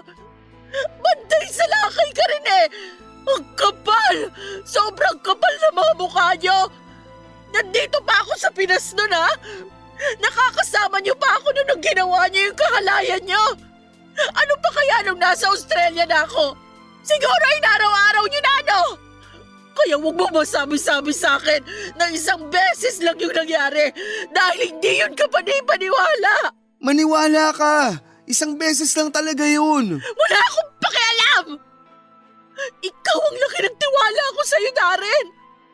Nag-abroad ako para buuin yung buhay nating dalawa. Ang kapal na mukha mong demonyo ka. Sobrang kapal na mukha mo. Lizelle, ako nang humihingi ng tawad sa'yo. Sana patawarin mo kami sa nagawa namin. Mali yun, sobrang mali. Pareho naming pinagsisisihan yung nagawa namin. Patawarin mo na kami alang-alang kay Isha. Isa ka pa, tita! Gagamitin mo pa talaga yung bata para maghugas kamay? Hindi ko kayo patatawarin hanggang mamatay ako. Walang magkakapatawaran sa ating tatlo. Ikaw, Darren. Bibigyan kita hanggang ngayong gabi lang para alisin lahat ng gamit mo sa bahay ko. Ikaw naman, tita. Huwag mo nang ipapakita yung pagmumukha mo sa akin. Dahil sa susunod na makita ko ulit yung mukha mo, hindi mo magugustuhan ang gagawin ko sa'yo. Huwag mo akong subukan. Haliparot kang matanda ka. Bigyan niyo ng kapatid si Asia kung gusto niya! Lisel naman! Sandali lang, Lisel! Pagkatapos ng gabing yon ay hindi ko na kailan pa kinausap si Tita Mabel. Hindi ko siya magawang harapin dahil sa nagngingit-ngit na galit ko. Pati si Darren ay hindi ko na binigyan ng pagkakataon na kausapin ako ulit. Tuluyan ko na silang binura sa buhay ko. Sobrang sakit lang para sa akin na ang pamilyang itinuring ko ng napakahabang panahon ay may kakayahan palang pagtaksilan ako. Sa pangalawang pagkakataon ay muling nasira ang pamilyang pinakaiingatan ko. Sa sobrang sakit ng nangyari ay bumalik ako sa Australia para makalimot. Ang bahay na ipinatayo ko sa Pilipinas ay inilipat ko sa pangalan ng kapatid ko dahil wala na akong planong balikan pa yon. Naisip ng bunso kong kapatid na gawin na lamang yon paupahan. Papadudot kung ako ang tatanungin ninyo ay hindi pa ako handang magpatawad sa ngayon. Masyado pang sariwa para sa akin ang nangyaring panluloko na ginawa ng tita ko at ng sariling ex-boyfriend ko. Minsan tuwing tinatanong ako ng kung nasaan ang pamilya ko, lagi kong sinasabi na wala na akong pamilya, na mag-isa na lamang ako. Totoo nga na blood is thicker than water dahil mas masakit kapag sarili mong kadugo ang trumaydor sa'yo. Sa ngayon ay nilalakad ko na ang citizenship ko sa Australia. Dito na po ako bubuo ng sarili kong pamilya. Hindi na po maganda ang mga ala-ala ko sa sarili nating bayan. Papadudot, dito na po nagtatapos ang kwento ko sa inyo at pasensya na po kayo kung kinuha ko itong pagkakataon para maglabas ng sama ng loob. Regards po sa lahat ng bumubuo ng Barangay Love Stories at ng Barangay LS. Mabuhay po kayo.